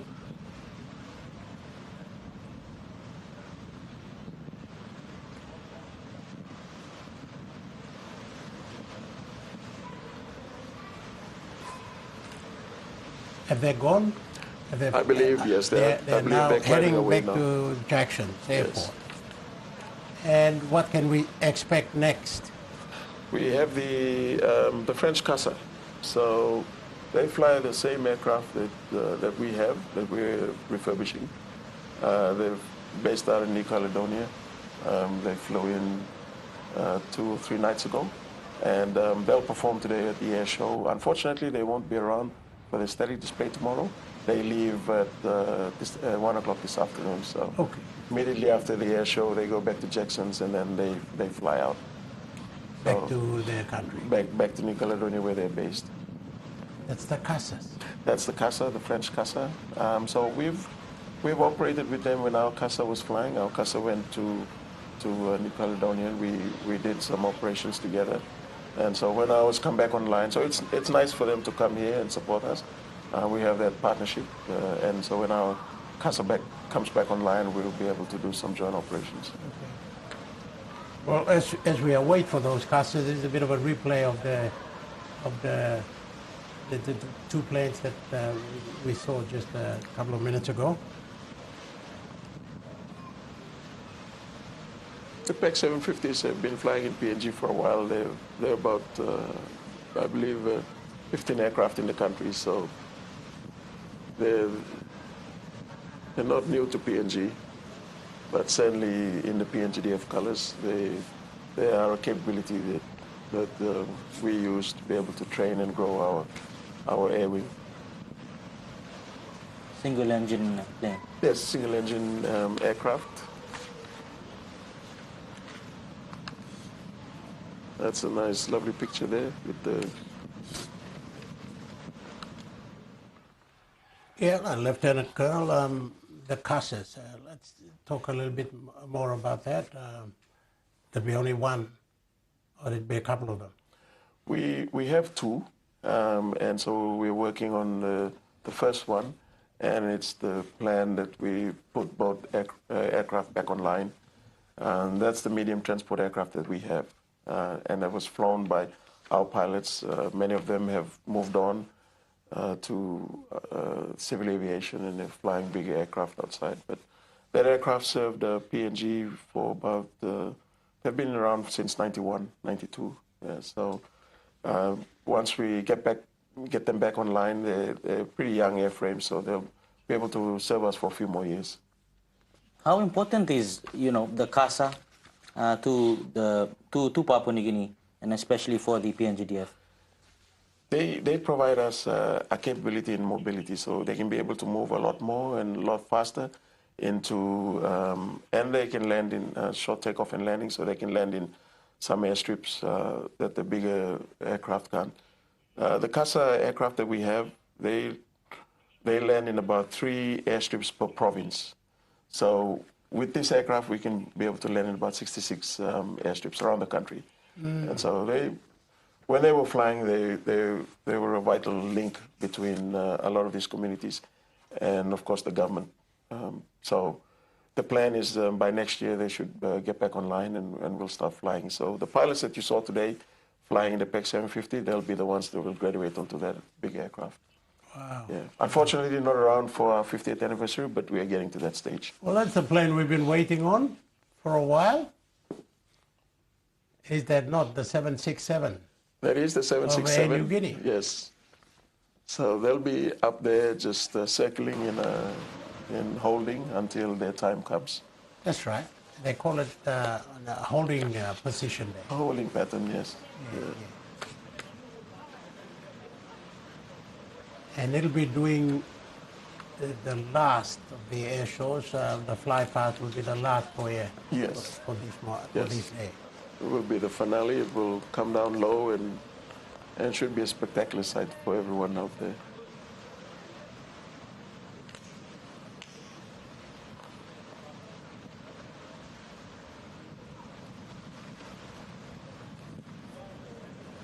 You know, Lieutenant Colonel, some countries don't need the Air Force. Some even don't need the ships and the navies. We need both because of who we are and where we are. Yeah. So the importance of aeroplanes and ships, and in your case, aeroplanes. Well, that's right, John. I always say this: the Air Force is not a nice to have; it's we must have them. We are an aviation country, and we need to be able to reach our people. Yeah, right on the screen there is the French CASA aircraft. It's a beautiful aircraft, but it's also very capable, especially for our country. As I mentioned, they reach a lot of the airstrips in PNG, and they're a familiar sight everywhere, and we hope that next year, once we come back online, we'll start to go out again to those countries. There's airstrips. You know, when we talk about the French being part of our independence anniversary celebrations, they will not have come from France. They're coming from like Tahiti and the French territories in the Pacific. And I guess there were ships and in fact the aircraft. Yes, a lot of people don't know this, but we've been training with them for many years. Okay. We have an exercise out there that we exercise Southern Cross. We train and we exercise with them, our land forces and of course our air forces. And a few years ago we flew our own CASA out there and we trained and we exercised with them. So this relationship has gone back a few years. So it's nice to see them here today to display. And that's really nice to hear that. This particular plane, I think, is from New Caledonia. Yes, they're based out of there, and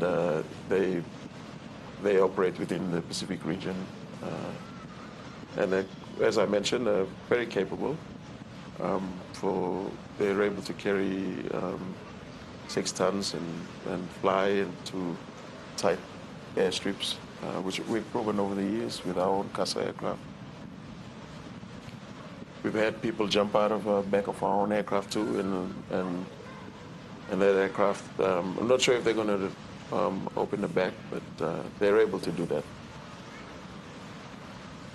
You have members of the force who are parachute jumpers. We have that capability. A lot of the PNGDF, the long range. Are you one of them? No. You fly. If I'm jumping Somebody out, has to be at the cockpit. I don't think people will be happy if I jump out of the back. There's no one in the front. But yeah, so as I mentioned about the capability, the aircraft is one, and then the people trained to be able to jump out is another. So it's all these things put together makes that capability. So. Yeah. For this particular plane, the CASA, in terms of what it can carry a vehicle or cargo of which magnitude? I've been in our CASA. We carried 1 vehicle and 2 motorbikes from Port Moresby to Wewak. So as long as the load masters will be able to strap them down well, they can carry some cargo. We've carried a Niugini F-100 engine also in the past. So it's a good capability that the PNGDF has, and we're hoping comes back online, as I mentioned, by next year. And that particular CASA that we saw of the French that's the one that'll be, after this, goes to the airport and it's taking off back home. Yes. So unfortunately, it won't be here for our static display tomorrow, but it'll be departing immediately today. What do we expect next? And that's on the screen right now. Yes, so that's the Royal New Zealand Air Force C-130J.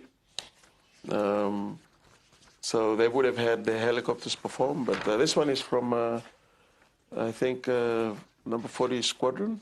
I think they're based out in Auckland, so they've flown a long way to come here. Before today, they've been assisting in that Operation Plantibalus, and they've flown some cargo around the country also. Okay. So I don't have the exact figures, but it'll be shown once we calculate. It'll be shown how much tonnage all these partners came in and assisted us move over the last couple of days. Okay. Well, the New Zealand Air Force, it's what they call the mighty Hercules. This time from the New Zealand Air Force it'll fly past low speed with the ramp and the door open at about 500 meters above ground. This aircraft has supported countries in the Pacific relief operations many times, from cyclone recovery to dropping supply drops in remote islands. It remains one of the most reliable and enduring transport aircrafts in the world. And if you look closely, you can see the landmaster and those who are in there. And of course, we don't have the pictures there, but that's what this aircraft is capable of. Yeah, there's the New Zealand C-130Js have been really prominent in this Operation Plantibalus. They've moved a lot of cargo around, and today it's nice to see them. They'll do a short display over the display area, and tomorrow they will be out at ATW. So those that come out, they'll be able to see this aircraft up close and personal. You call them C-130J, you call them CN-35, you call them PAC-75. So these names, they're registration numbers. Or what are they? They're designations by the manufacturers. Yeah, so they have their own conventions on how they want to name the aircraft. But at the end, the letter there, the original C-130 was the C-130A or Alpha variant, and so it's been around for about 60 years, this design, but this particular one is the J model. So it's more capable, it has more powerful engines. Because of its engines, it can fly a lot further, fly faster, carry more cargo, has good short takeoff and landing capabilities. So it's a generation leap. So it looks the same as, the design looks the same as the other C-130 aircraft, but it's a generational leap. Getting another look at that particular aircraft, which we Yes, saw a couple of minutes ago. Our friends from the French Armed Forces with the CN-235.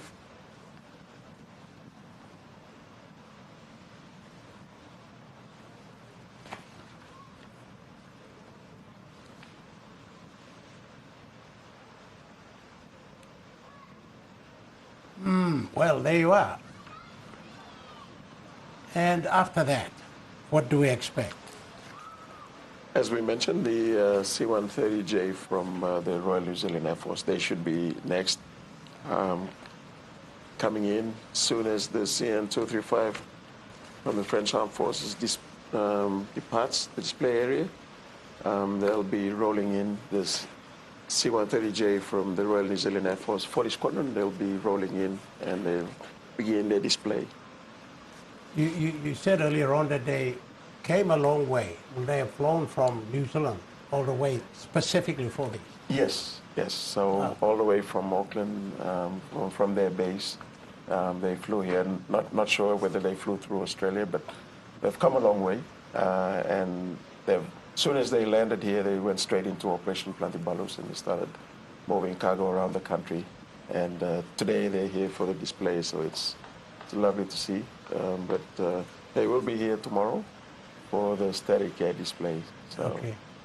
Yes, the New Zealanders have been in Papua New Guinea for a long time, helping us with on a lot of fronts, and particularly on Bougainville when we had the conflict over there. They supported us with their ships as platforms for peace negotiations, and now helping us to be, as part of our 50th independence anniversary celebrations, send their aeroplane all the way from New Zealand to be part of this. And also the NH-90, which is good.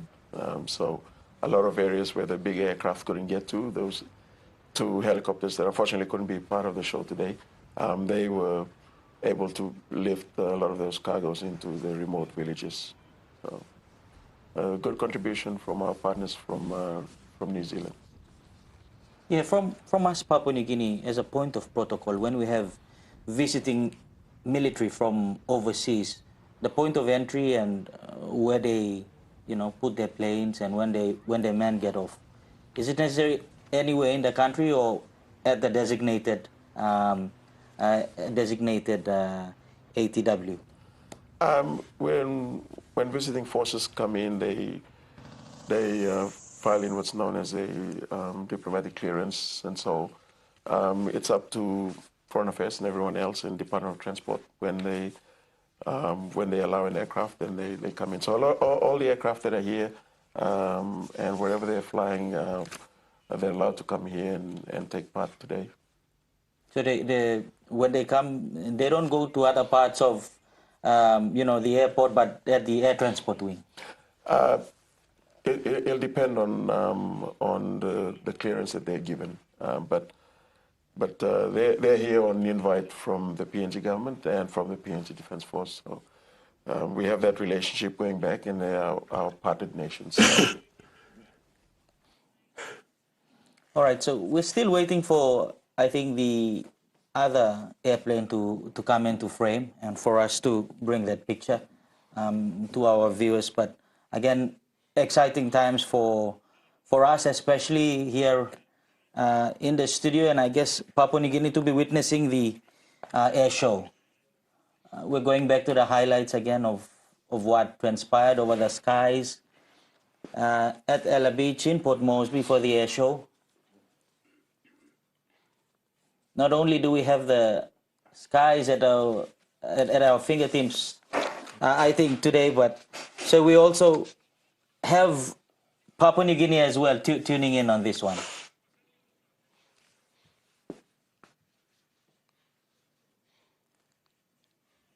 For those that are on the ground, they're fortunate enough to be on the ground. It'll be quite a memorable experience, especially for the kids. I'm sure it will leave a lasting impression on them, and I'm sure a few of them in there, maybe one or two future aircrew, future pilots, future load masters, future maintainers. Yeah. This one, we're seeing it on home soil in Papua New Guinea. But for our military, Papua New Guinea, have we taken part in such in the region or in other parts of the world? Yeah, the PNGDF has taken part in exercises around the world, and we've seen this aircraft. The Air Transport Wing was involved in exercise Pitch Black last year in July. That was a big exercise in Australia. We had 4,000 people, 20 nations, 120 aircraft, and we were there with our small PAC 750, but we were able to fill in a small role quite well. I think that's the Royal New Zealand Air Force C-130 that's coming in now. It's about to begin its display in the display area. So we're back to live pictures again. Yes.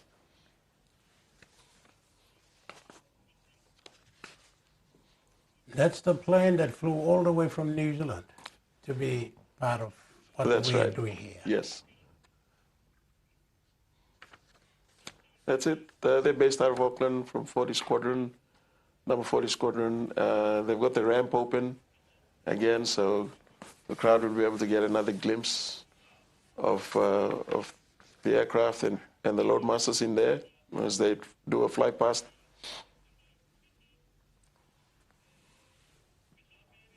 It also appears to have the capability at the back where you can offload cargo or people jump off. Yeah, it takes about, I believe, 20 tons, I believe, they can carry. You can roll those cargoes off the back, and of course, we can take over 100 paratroopers and they can jump out the back also. So that particular flying display, as is with all the other displays, the pilots in there have trained, so they're not doing anything new. They're doing something that they've trained to do. This exact sequence, they've trained for it. They've trained in New Zealand. They've come up here. They've trained in other open areas, and today that's all they're doing. They're just flying the numbers, as we mentioned.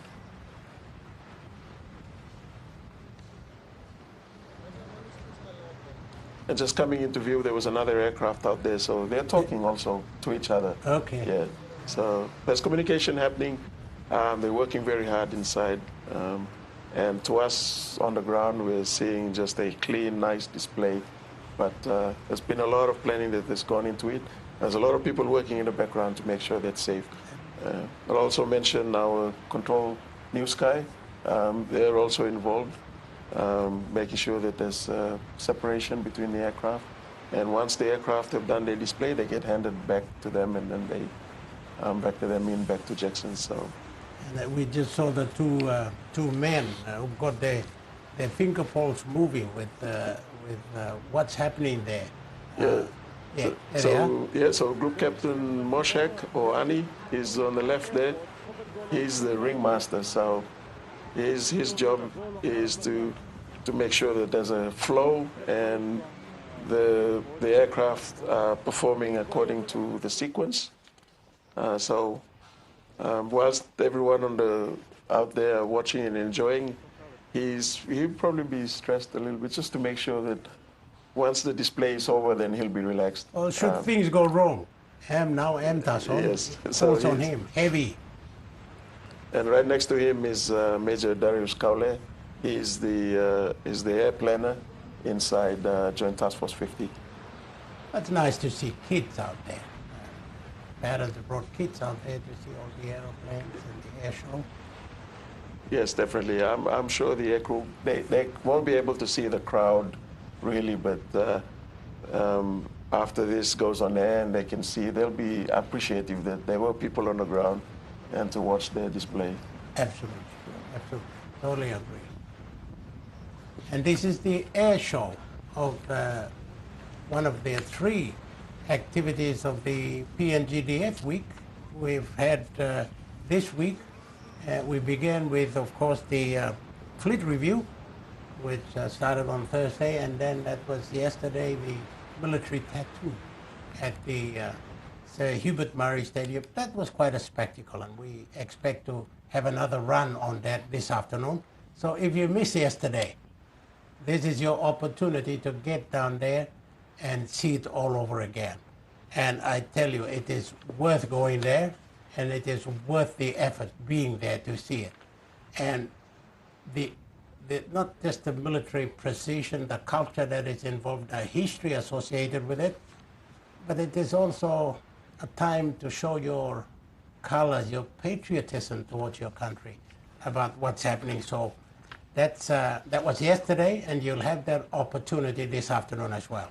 But right now, you're watching the air show of the Papua New Guinea Defense Forces Military Week, and we have in the studio Bradley Valanaki and of course the Lieutenant Commander Douglas Vava, who is giving us an insight into the technicalities of aviation. I suppose he's a pilot himself, and your input is greatly appreciated. Tell us about that now. So that, I think this is a replay, because that's a Spartan Yes, that's a Spartan. But right over the display area, yeah, the Spartan there doing a flare drop, dispensing flares. That's a defense system of the aircraft to defend it against any heat-seeking missiles. But over the display site now, we should be witnessing the Royal New Zealand Air Force C-130. It's another view of the Spartan doing the display. Would have been a spectacular sight for the kids and for everyone else out on the beach. Midday fireworks. Yes, yes. But as we mentioned, it has a serious role in defending the aircraft. So the other two aircraft, I'll tell you, as we get along, as we go on from here, the visuals of that flares, those visuals will be shown over and over and over. I believe yes. They'll find those. They'll find a way to social media, to television programs, yes, and any discussion on the defense force. Definitely.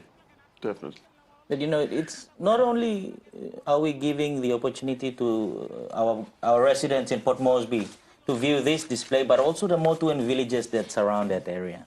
Oh yeah, they're seeing it too. Absolutely. Absolutely. So the last one, what are we waiting for?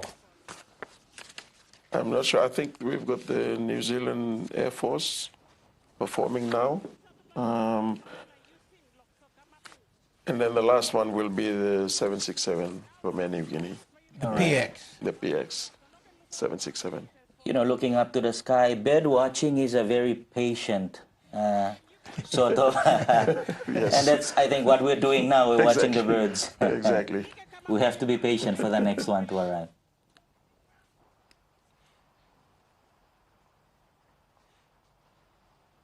Yeah, well, you don't get that sight every year or often enough, almost never. And this, in 50 years, comes only once. It'll never come again. And if you're watching it, you're lucky. I remember growing up in Port Moresby, there was one air show in 1985, and I think there was one in 1988. So it's been a very, very long time for Port Moresby residents to witness aircraft coming in and performing. And I think Ela Beach and APEC House is perfect. Oh, there's the 767 there. That's the live pictures of our PX, the 767 Air Niugini. That's it. The banking. It probably has never done that in its normal flight, but for this, yes. Definitely. For a display, this would be, I think in 2015, they did one over the stadium for the Pacific Games, if I'm not mistaken. But definitely... It wouldn't have been the same plane. Yeah, maybe, yes, but definitely for now, that's a first. In there is captained by Maurice Rondeo. And so, again, the air crew are just flying their numbers. That's all they're doing. They're just making sure that they hit time on target. They're at the right altitude. We expect to be joined, and we are being joined right now. Slowly and surely flying close to the rooftop of APEC House, Papua New Guinea's national flag carrier, Air Niugini. Let's put our hands.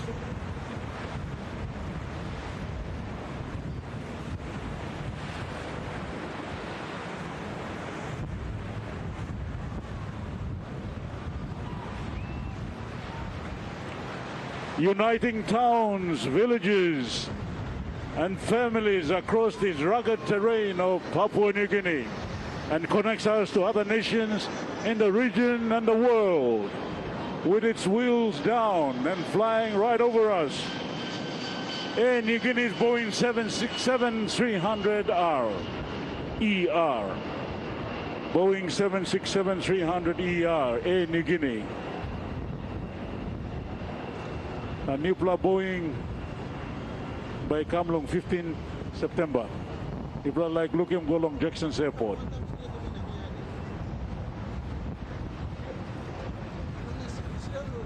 Good blood feeling through. Good blood feeling through. Also, mimi lukim kalablong Niugini. Time you sit down long airport, long Brisbane, Singapore, Philippines, Hong Kong. Now you look out the window long airport, long this country, you look in Niugini, they'll blow you kid up. Why? Because I'm balus blow you. Now balus blow me.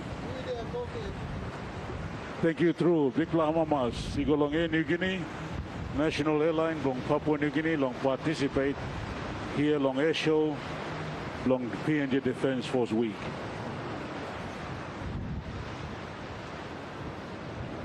One plot big boss man blowing in Niugini second one time in now. Mr. Wanma.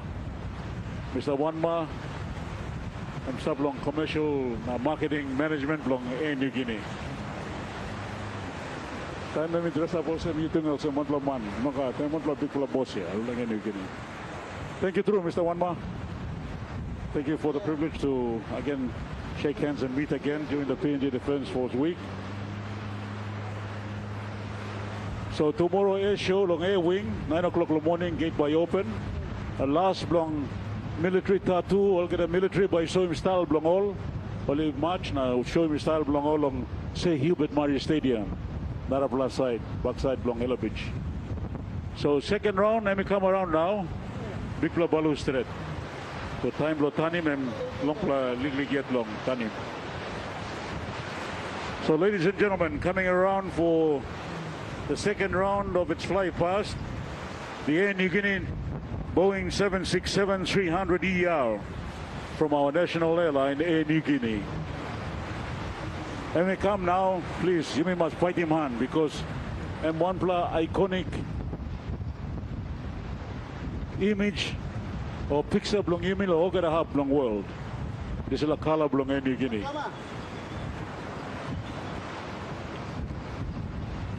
And look style straight. We are proud of our national airline, Air New Guinea, as its 767-300ER flies past for the air show. Let's put our hands together for the national airline of Papua New Guinea, Air New Guinea.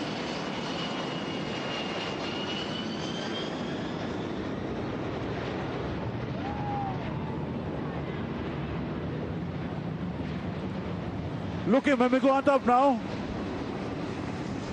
And by me warrior.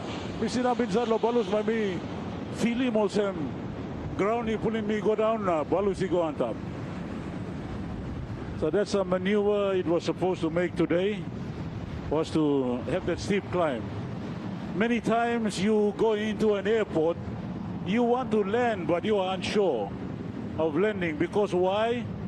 The wind is too strong. It literally swings the aircraft from side to side and up and down when you're coming into land. So sometimes you as the pilot will make that decision whether you land or you lift off. And this is an example of quickly hitting the thrust to push it up and climb out of that landing approach. So many maneuvers you need to go through. You know, Sam, Balusi, get up now, sit down, no God. 20 something, you go long, lift him, will he go on top, you may go, now come in, no land, will he go down, now you may land.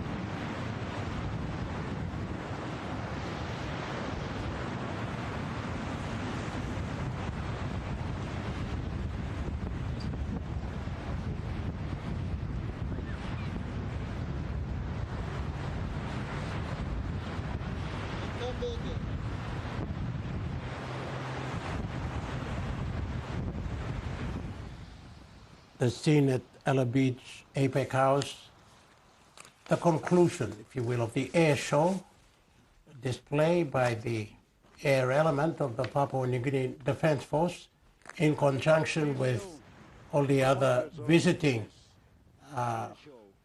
airmen and their planes, contributing to the military week of the Papua New Guinea Defence Force, celebrating the 50th Independence Golden Anniversary. What a day.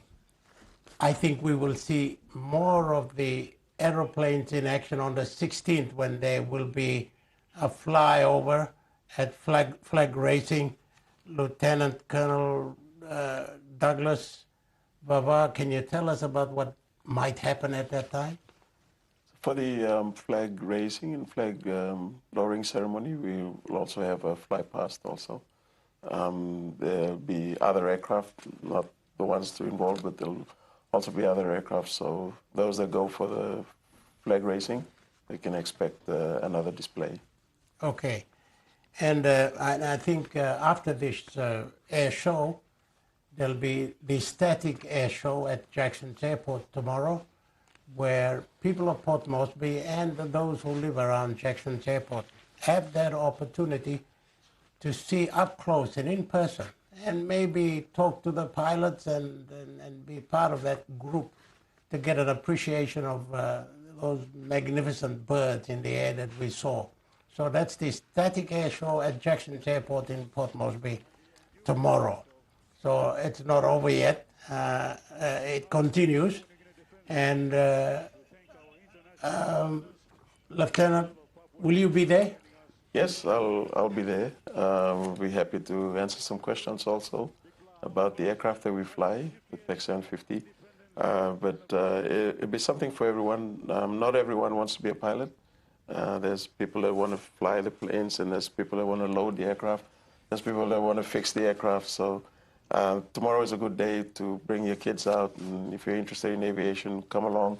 Come and talk to the people that flew the aircraft today and those that crewed it, and they can answer some of your questions. But it's going to be a fun day for everybody. The gates will be open at 9 o'clock and we'll close at 3 o'clock in the afternoon. And I think, sir, again, the display will not be at the Jackson side of the airport, but at the ATW side. Yes, yes. So at the air transport wing. So come to the other side where the control tower is. We'll have people out there. We'll direct you. Plenty of parking for everybody. All right. And as we have just seen the Air Niugini plane just pass by, for this particular show, no passengers on board a commercial flight. Yes, yes, definitely. So it was just the air crew in there and, and an empty aircraft. But they flew very well in a little confined area there, but they were able to show the capability of the Boeing 767. A lot of people don't get to see their aircraft up close. You only see it if you're lucky enough to see it on landing or takeoff. But that was a good show for those on the beach. I'm sure they appreciated it. Yeah, absolutely. Flying close to the ground, close to buildings and people, you know, it's got to be a skillful pilot to be able to do all of that. As I mentioned, those that flew today are qualified to display the aircraft and show its capability. Okay. Well, that just about sums everything up for us here at the studio. This is the third day of the military week as we count down. 10 days to go before 16th September when we celebrate our 50th independence, Golden Jubilee anniversary. But this is not over yet. This afternoon, we have the opportunity to see the military tattoo. If you saw it last night, this is an opportunity to see it again. You can see it on television, but if you're in Port Moresby, why don't you make yourself down to the Sir Hubert Murray Stadium this afternoon and see this military wowing act. As a layman, I can't describe that, but I think it is something to behold, something to see. It is exhilarating. It gives you, it makes your hair stand up, seeing some of the acts performed by the military personnel, the precision, the culture that are associated with it, the history that if you wanted to look it up and if you wanted to follow it, the history is so rich. And our Defense Force lives by that history. And of course, credit to our Defense Force for taking part and celebrating up front in the lead up to September 16th. So this is where we end our transmission, and I'd like to thank Bradley Balanaki for, of course, coming on. We're not finished yet. There's more to go. And we would like to thank you in particular, Lieutenant Colonel Douglas Baba. Thank you, sir. You good player. You good player, and we've learned a lot from you. Thanks for having me. Appreciate it. Thank you. So what's your last thing? Your last 10 seconds. What would you like to say? Well, I want to say that the Air Transport Wing belongs to the people of Papua New Guinea.